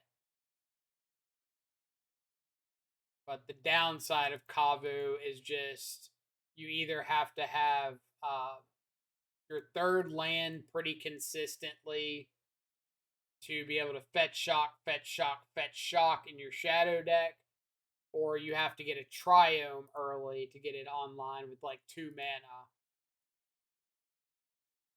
So it's been a little difficult to find like a good balance.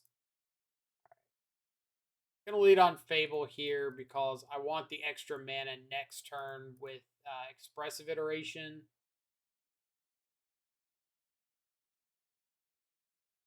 But I think I mentioned it in the Discord before that I think Territorial Kavu is the best available option for a 2 mana threat behind Goyf and Shadow.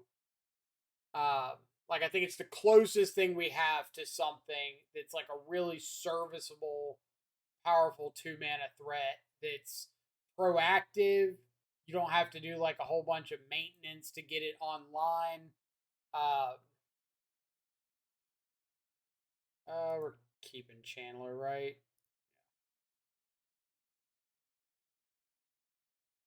I can attack first because there's no reason I'm not attacking. But what usually keeps a threat from being like a good shadow threat is how many hoops you have to jump through to make it functional. For example, like shadow is limited by your ability to lower your own life total aggressively. Tarmogoyf is limited by keeping your graveyard presence. Do I want there a world I want Ragavan instead of Shadow? Like Shadow's only hitting for 3. Ragavan's 1 less. Adds the mana. I think I might actually take the Ragavan.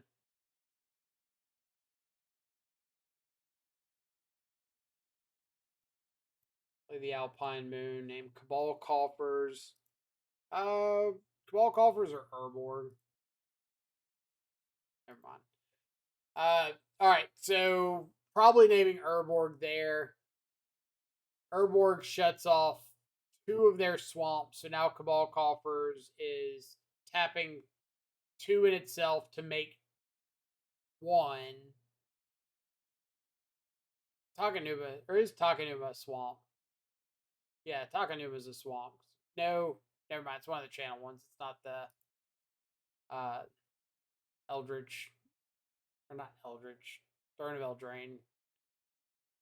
Stopping Cabal Coffers gives them 4 mana straight up. Stopping Urborg gives them nothing, or 1, nothing, 2, 3. So yeah, Urborg's a better name.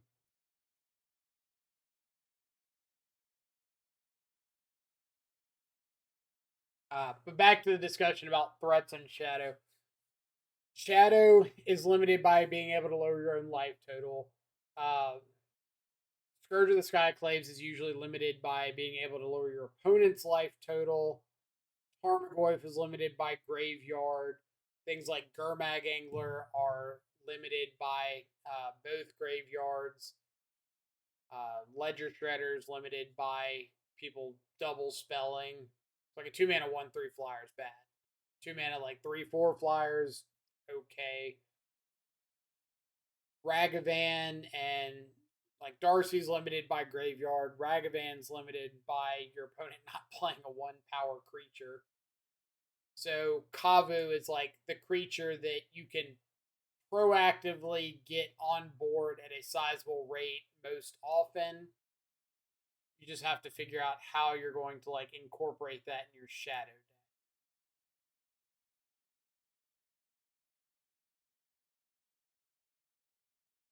All right.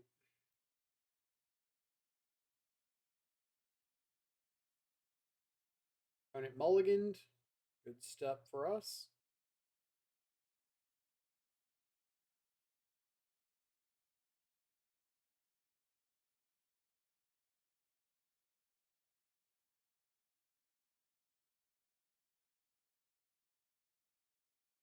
But that's why I think Kavu is the closest thing we have to a secondary threat. Behind, like, I say behind Tarmogoyf because you can almost always just play out Tarmogoyf on turn 2 as like a 2/3 or a 3/4 by just playing magic. It might not be like some phenomenal win the game threat, but it's a non-zero clock. And it goes well with Shadow because it really emphasizes like the strength of turn 1 Fetch Shock Thoughtseize, turn 2 Threat. Where Kavu, you can Fetch Shock Thoughtseize, turn 2 Fetch Shock Kavu. But until you get it to like a 5/5, it's not really at its full potential. Any of that makes sense. Land.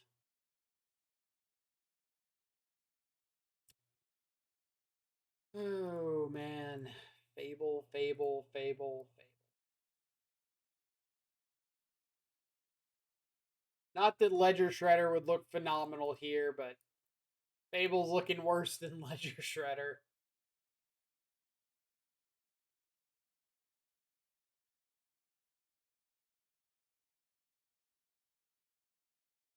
Land? Oh. I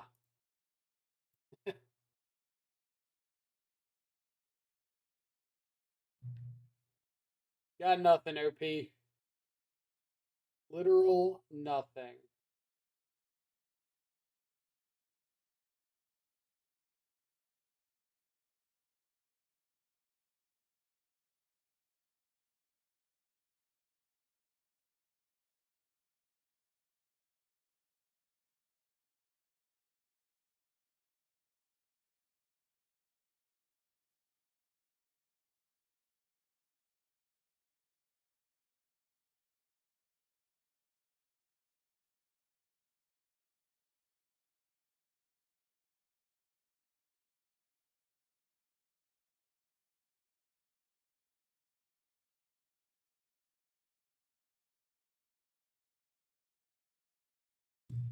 Are we gonna get to attack with the Ragavan? Is this it?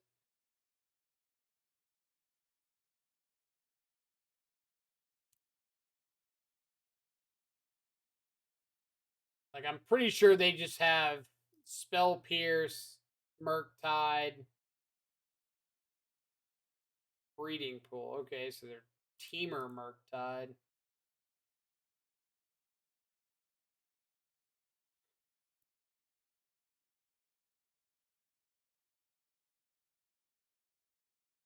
Alright, let's think about this. If I play Channeler plus Thoughtseize and they have Spell Pierce, they pierce my Thoughtseize, Channeler's forced to attack, they get a 5th instant or sorcerer in the yard, so they can untap and play a 8/8 Murktide.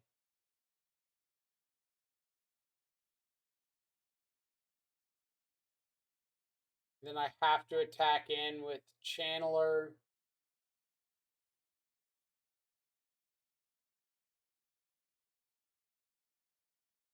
I guess no matter what I do, I'm kind of boned.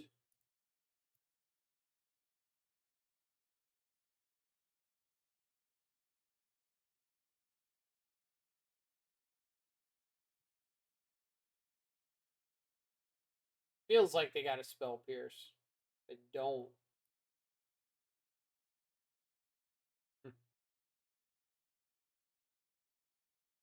Well, let's get rid of that Murktide.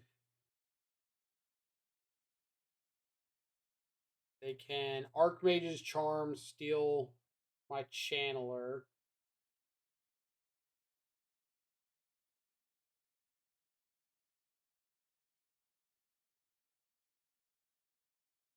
Imagine when that Spell Snare becomes a misstep. You're in a lot of trouble if it does. Right. Spell Snare, Archmage's Charm, Counter Spell. There's a Spell Snare target.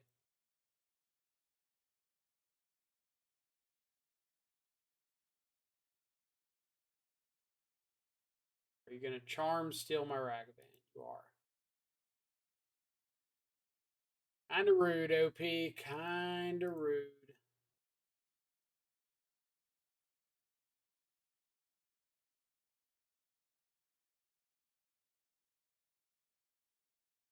What did they say?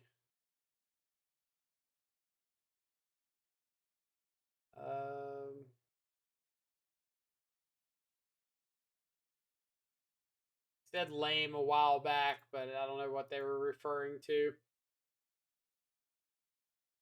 Maybe my triple Ragavan.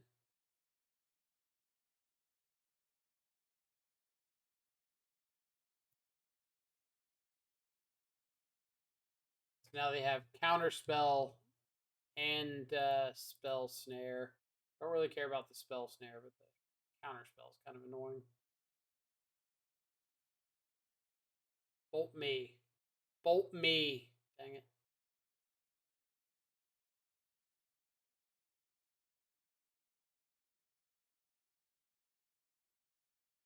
Fetch land?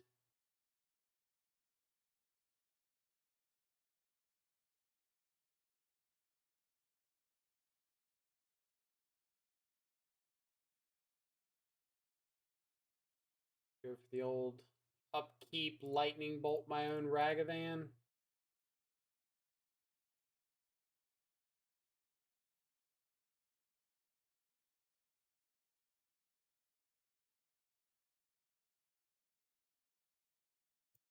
In the name of all things just and holy, game, give me a fetch land.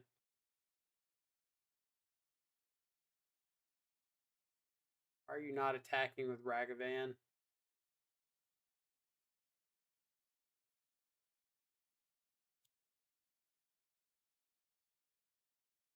Tapped out. Why are you not attacking with Ragavan?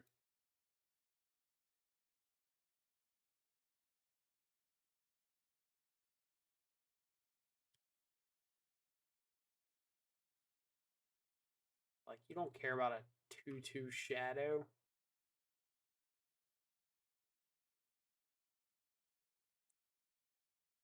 Bring in the cavalry.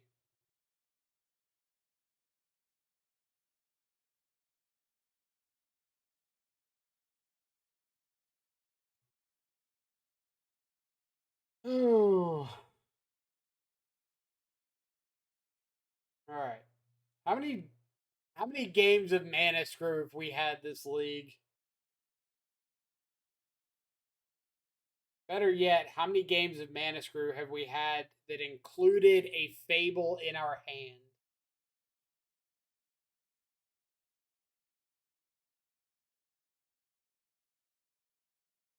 It feels like it's been a significant number.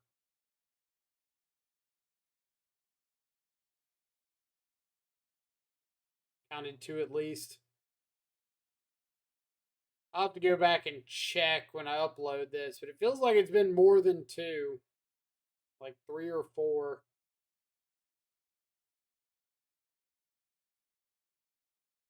But I could very easily be wrong there.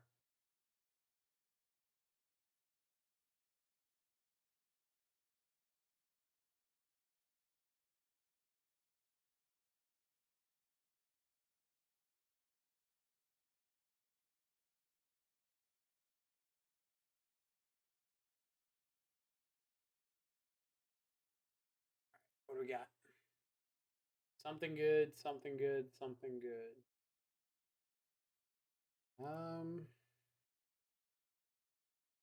Yet again, these fables.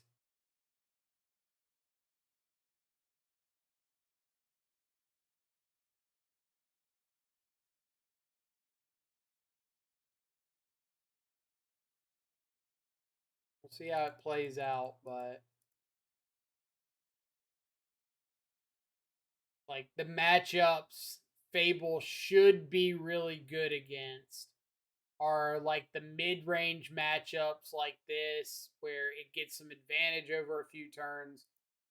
But Fable again is like a sorcery speed 3-drop in a world where the grindy mid-range decks are playing for counter spell, a bunch of spell pierces, archmage's charms. It just seems like something I never want to do on turn 3 or never tap out for. And so if I'm not like tapping out for it or playing it on turn 3, then when do I want the card? Can I be honest? Well, I hope you would be.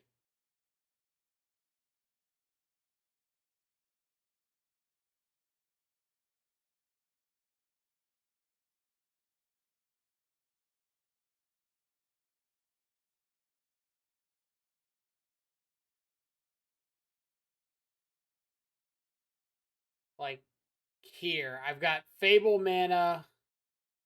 I can tap out and play it.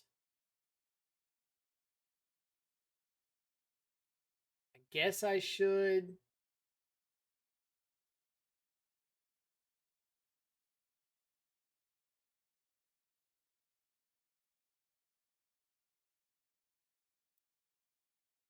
Like, it's gonna get countered, and then they untap and they have their turn 3 to do whatever. And I'm kind of hoping that their turn 3 is like something not too exciting, I guess.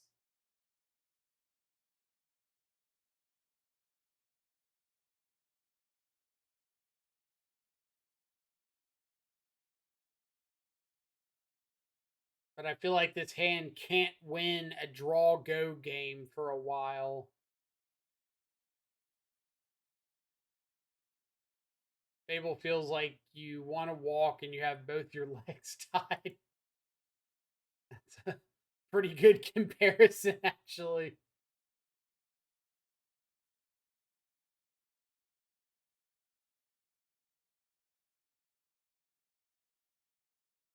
A Seiju.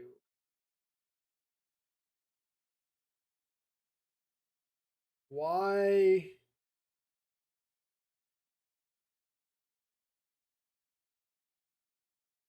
Is this Fable about to like unintentionally bail me out here?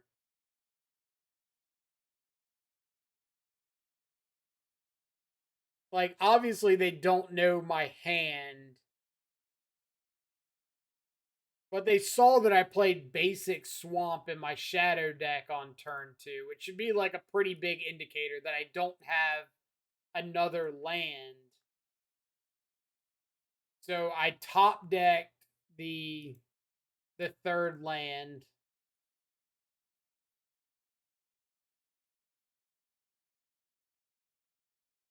Should have gotten a steam vents there too.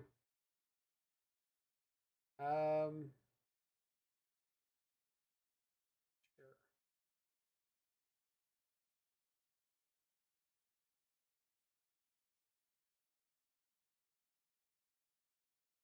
Harmony. Okay.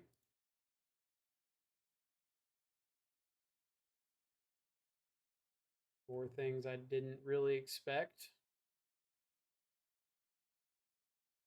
Fetch land is really good.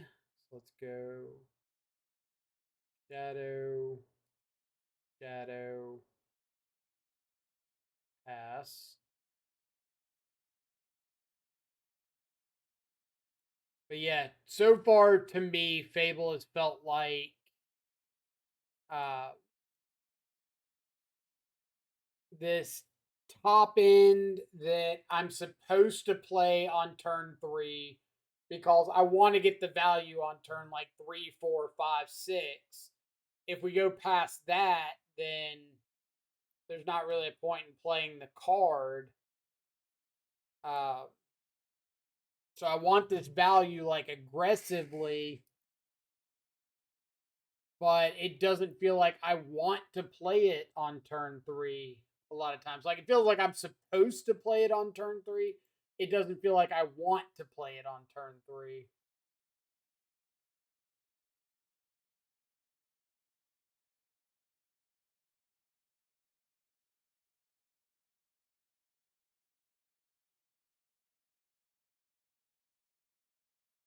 It's going to be like Archmage's Charm.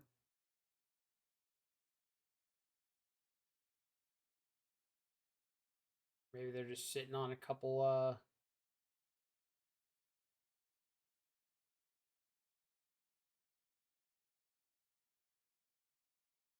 maybe they're sitting on a couple bolts.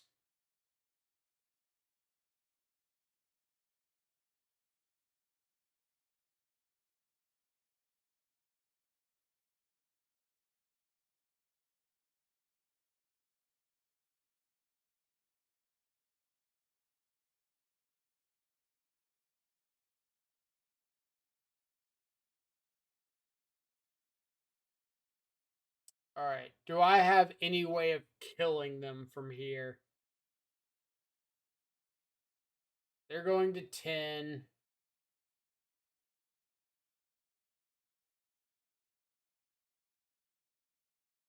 No. Don't have enough cards in my yard. Don't have enough red mana. So Fluster Storm is my best play.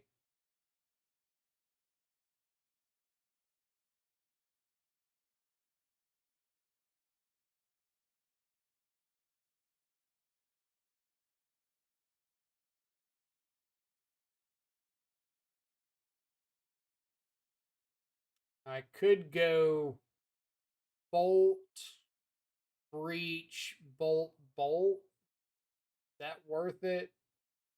Like while they're tapped out? Or I could go Breach, Fable.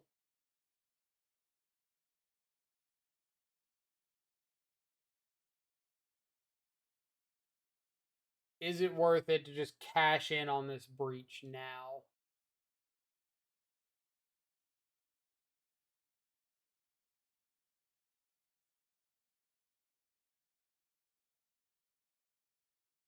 I think I'm going to go Bolt, Breach, Bolt, Bolt.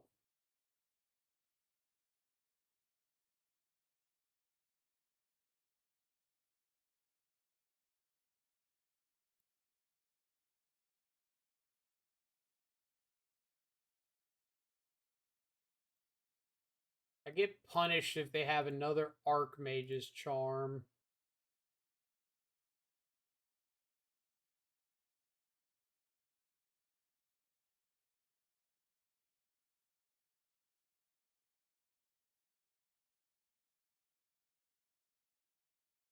The guys, Moff, have a good one. Mike, keep it up, my friend. See you in Discord. Thanks so much. Appreciate you stopping by and hanging out, as always.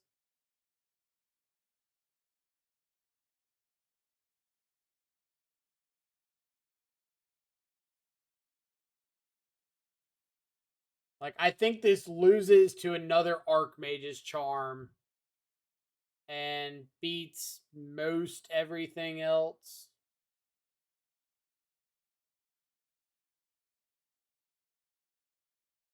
But it's really looking like they've got another charm. Yeah. High risk, high reward.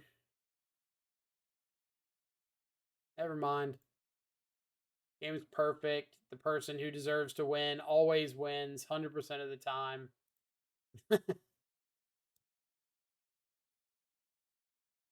Never didn't have it. On both sides, right?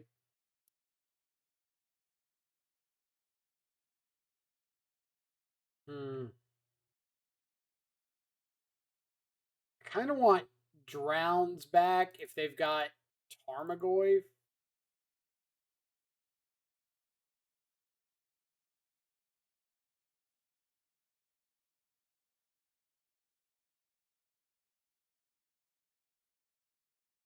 Just like another way of dealing with Goyf.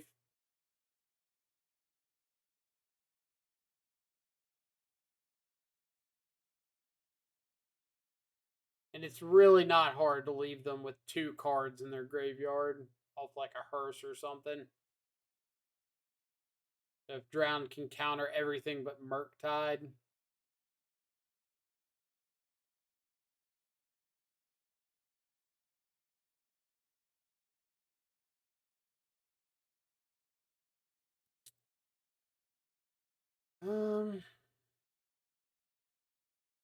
Okay.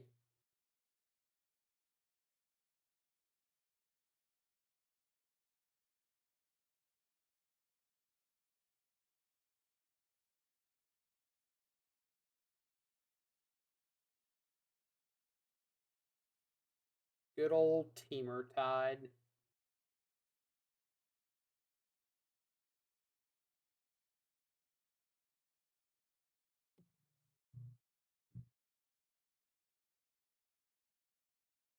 Wonder if Tarmogoyf really like adds enough to this deck.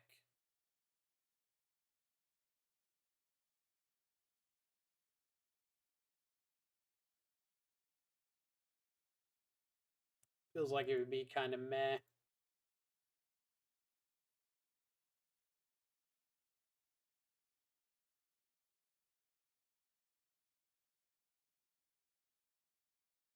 Like, it would make it harder to cast or play Blood Moon at all. And I feel like Blood Moon's one of the reasons that you play Murktide.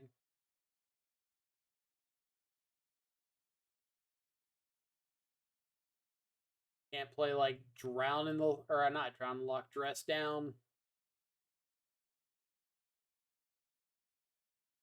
Could, but it's not as good.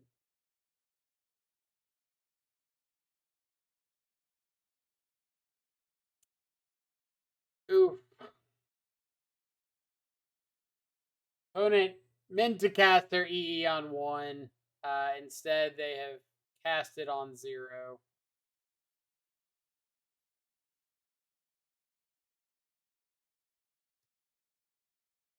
rough.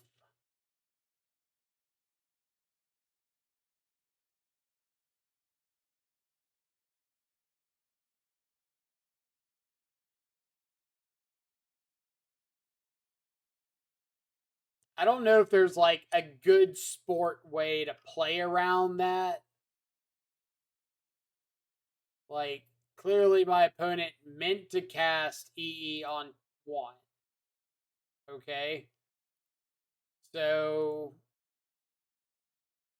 like, I can't really say there's an EE on 1. I'm going to, if my opponent, like, cracks it, I'm going to not do anything with those creatures because, like, my deck depends on cards being in the graveyard since I've got, like, Underworld Breach.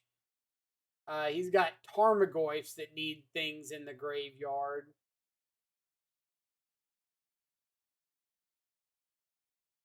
So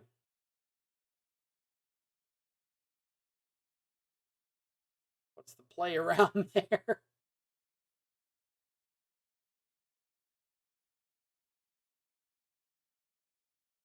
Too many back and forths with EE to be able to do that. Just unfortunate misclick. Right. Like, what if they want to pop EE in the middle of combat? And I can't just, like, make my creatures not be attacking.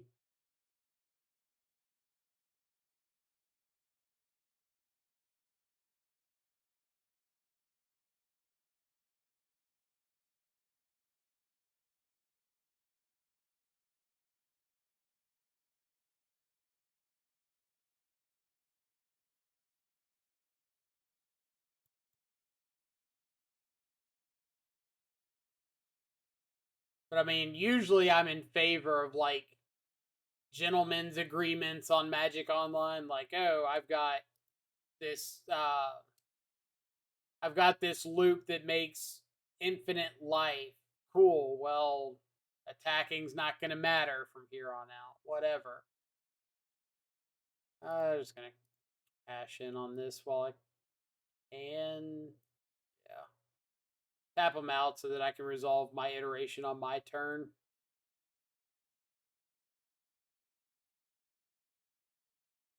Maybe this stops them from being able to double spell here.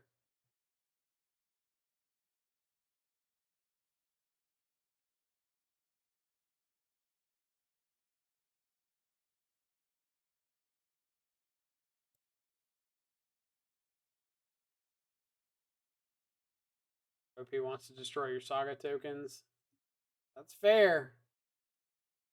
What if I, like, make a saga token and a couple turns later flip to Kiki Jiki, then go to copy a shadow and they're like, ha, destroy the token and the shadow token. Ah, blowout. How can I fight in the face of such value?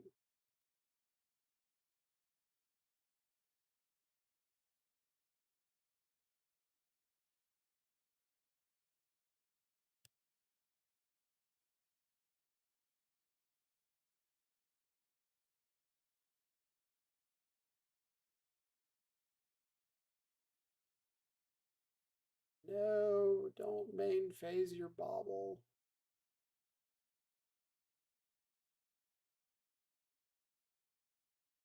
Don't do it.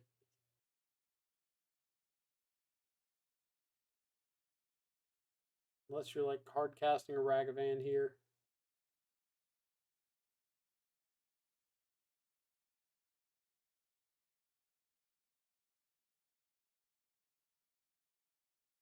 Alright, can we find something good off one of these iterations? Because the lands are flowing today.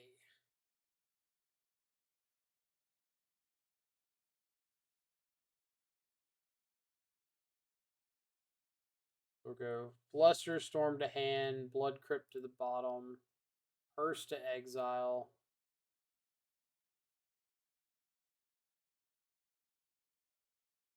Like, their deck is full of Loxodon Smiters. It's correct for them to crack Bauble main phase.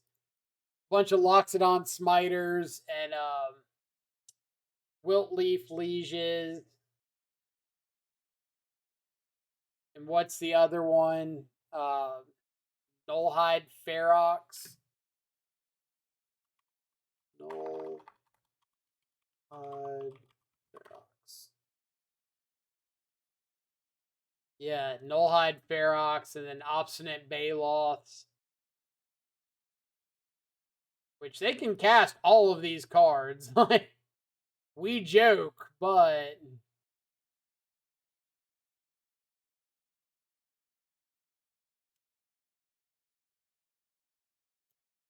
all right. And then I'm gonna go ahead and eat the Spell Pierce and the Iteration in case they've got a Murktide.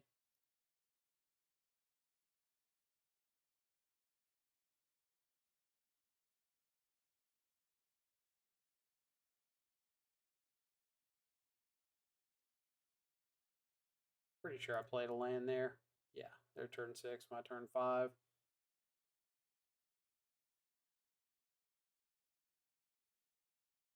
Oh man, Nullhide Ferox. What a card. What a Magic the Gathering card. Hexproof. You can't cast non-creature spells. A2 loses all abilities.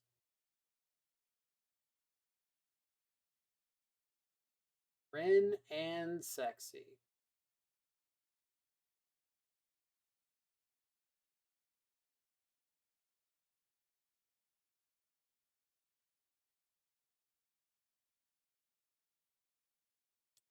When I get that feeling, sexual healing.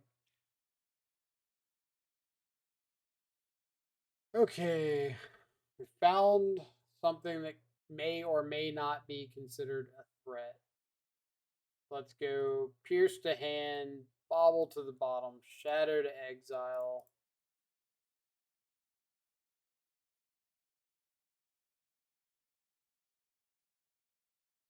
Play Shadow. They go.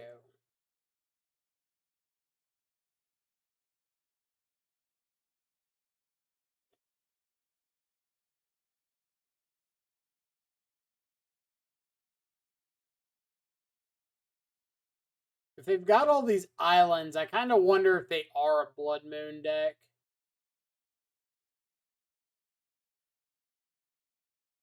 Seems like really, really ambitious, but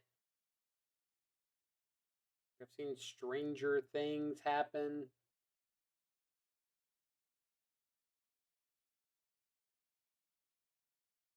So bolt ourselves to get out of Unholy Heat range. If they also had Delirium, we could like eat something, take them off Delirium, bolt ourselves. Get rid of you and you.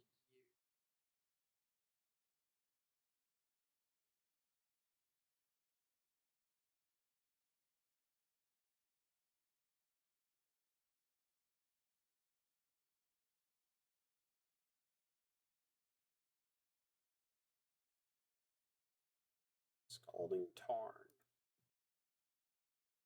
What do we got? Double Grade is active. Archmage's Charm. This is going to be a Veil of Summer.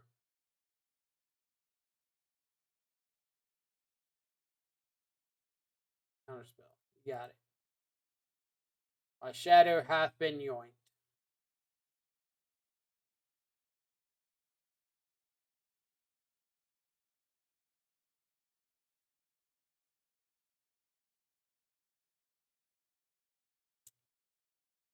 Okay, so let's start with Terminate Shadow.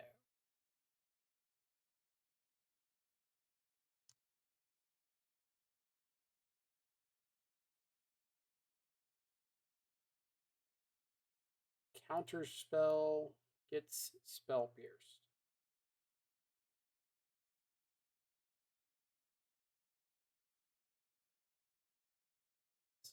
My shadow. You're not allowed to kill me with it.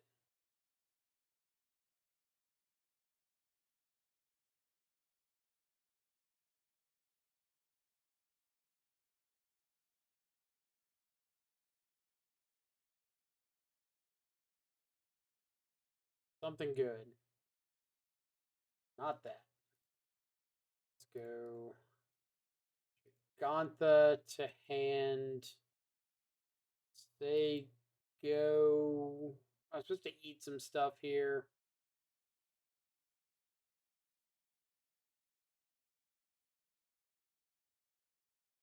Probably fine.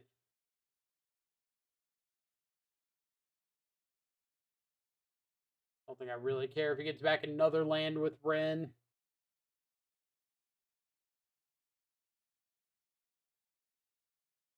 Carry on. This is what I got.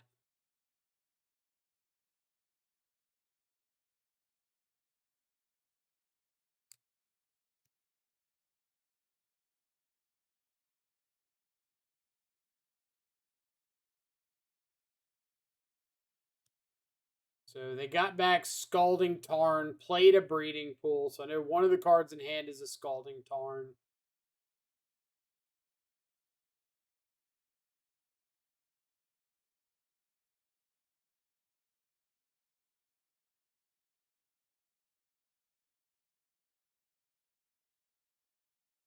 Terminate's an interesting one.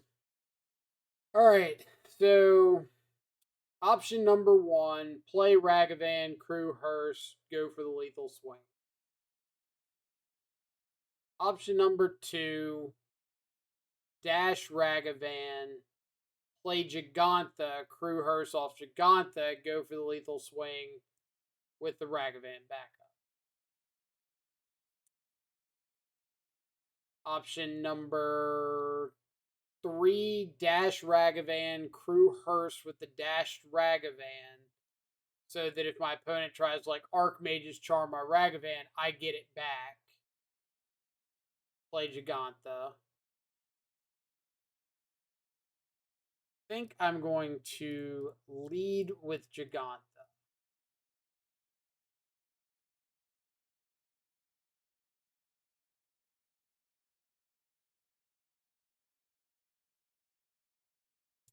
Then I'm going to dash the Ragavan,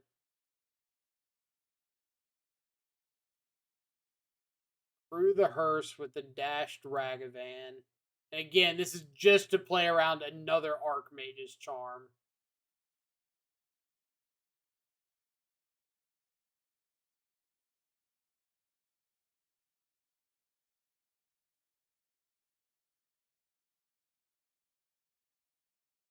Keep the Ragavan is fine. I know one of their cards is Scalding Tarn.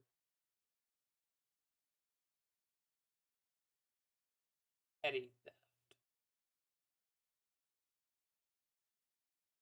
Petty Theft.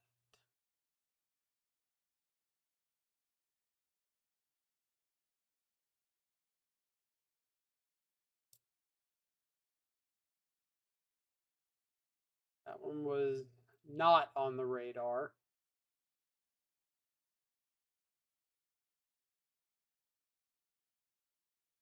Don't think anything changed.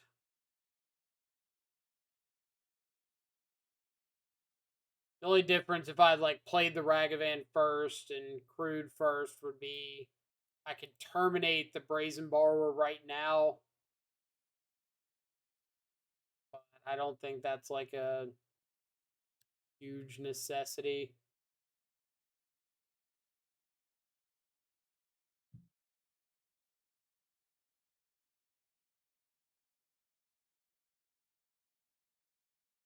My question is, are they going to go attack Ren Ping,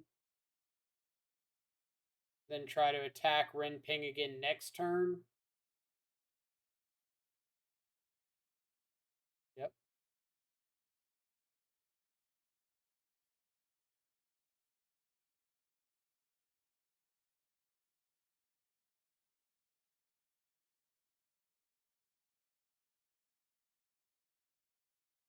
All right.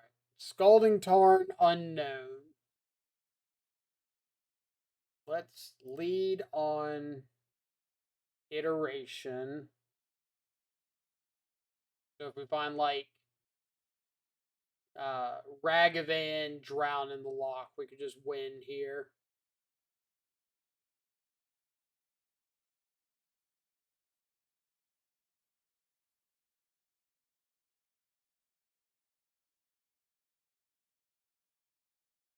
Channeler to exile.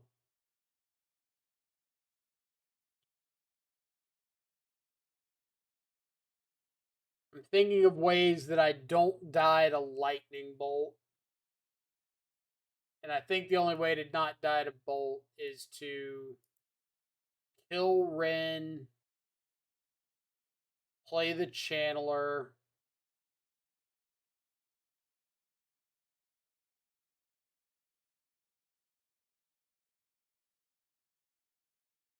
Just play the hearse is fine.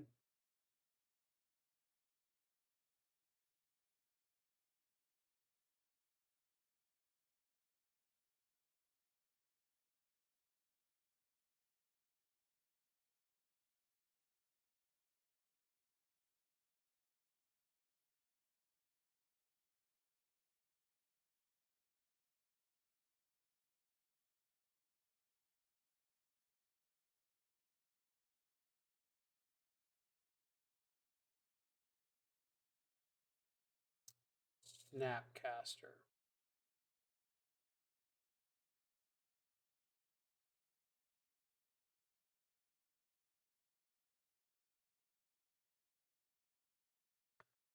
Okay. I can dress down, stop the Snapcaster trigger. Then it's their blind draw versus my Channeler. If they find a removal spell for Channeler, I die.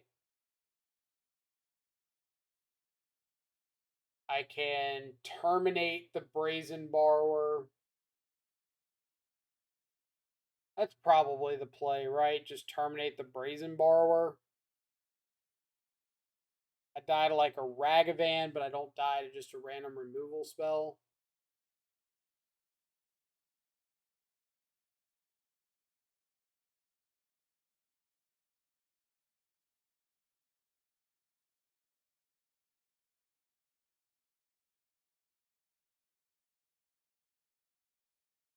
Let me cast Heat, no Delirium. You're right.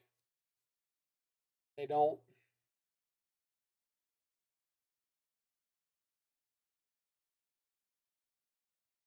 So this is fine.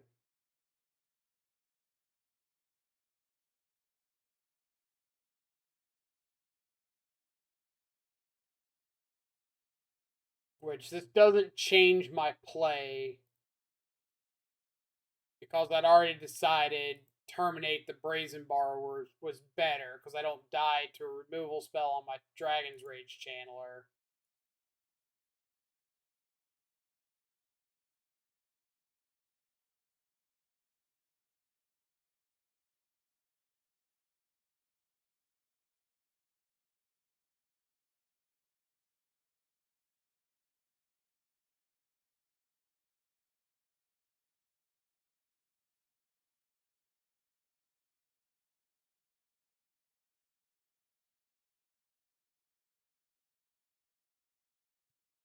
And I think I want to go ahead and eat stuff. Unholy Heat. So their last card in hand should be the Scalding Tarn, and then whatever they draw for turn here.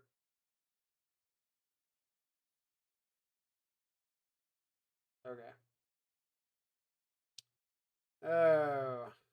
Hard fought 3-2. Feels bad to say that. That's a lot of effort for a 3-2. Give Giganta some respect. Giganta will get respect when Giganta earns respect.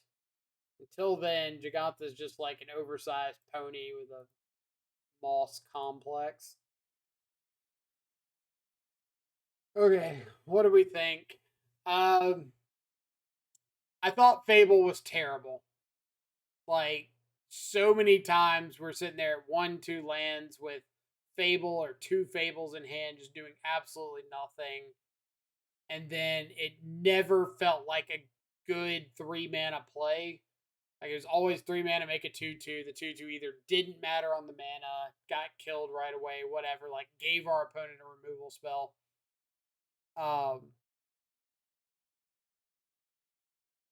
We looted, I think, once with a Fable for 1 card. So that was awful. The Kiki Jiki side, we copied 1 spell, 1 shadow, 1 time, which killed our opponent, but we don't know if we would have won that match without needing it anyway. So tough to give a full breakdown. If you're expecting a lot of Murktide, I like keeping at least 1 Terminate in the main deck. Because right now we have no main deck way of dealing with the Murktide. And I think that deck is too popular to not have at least 1 main deck answer to it.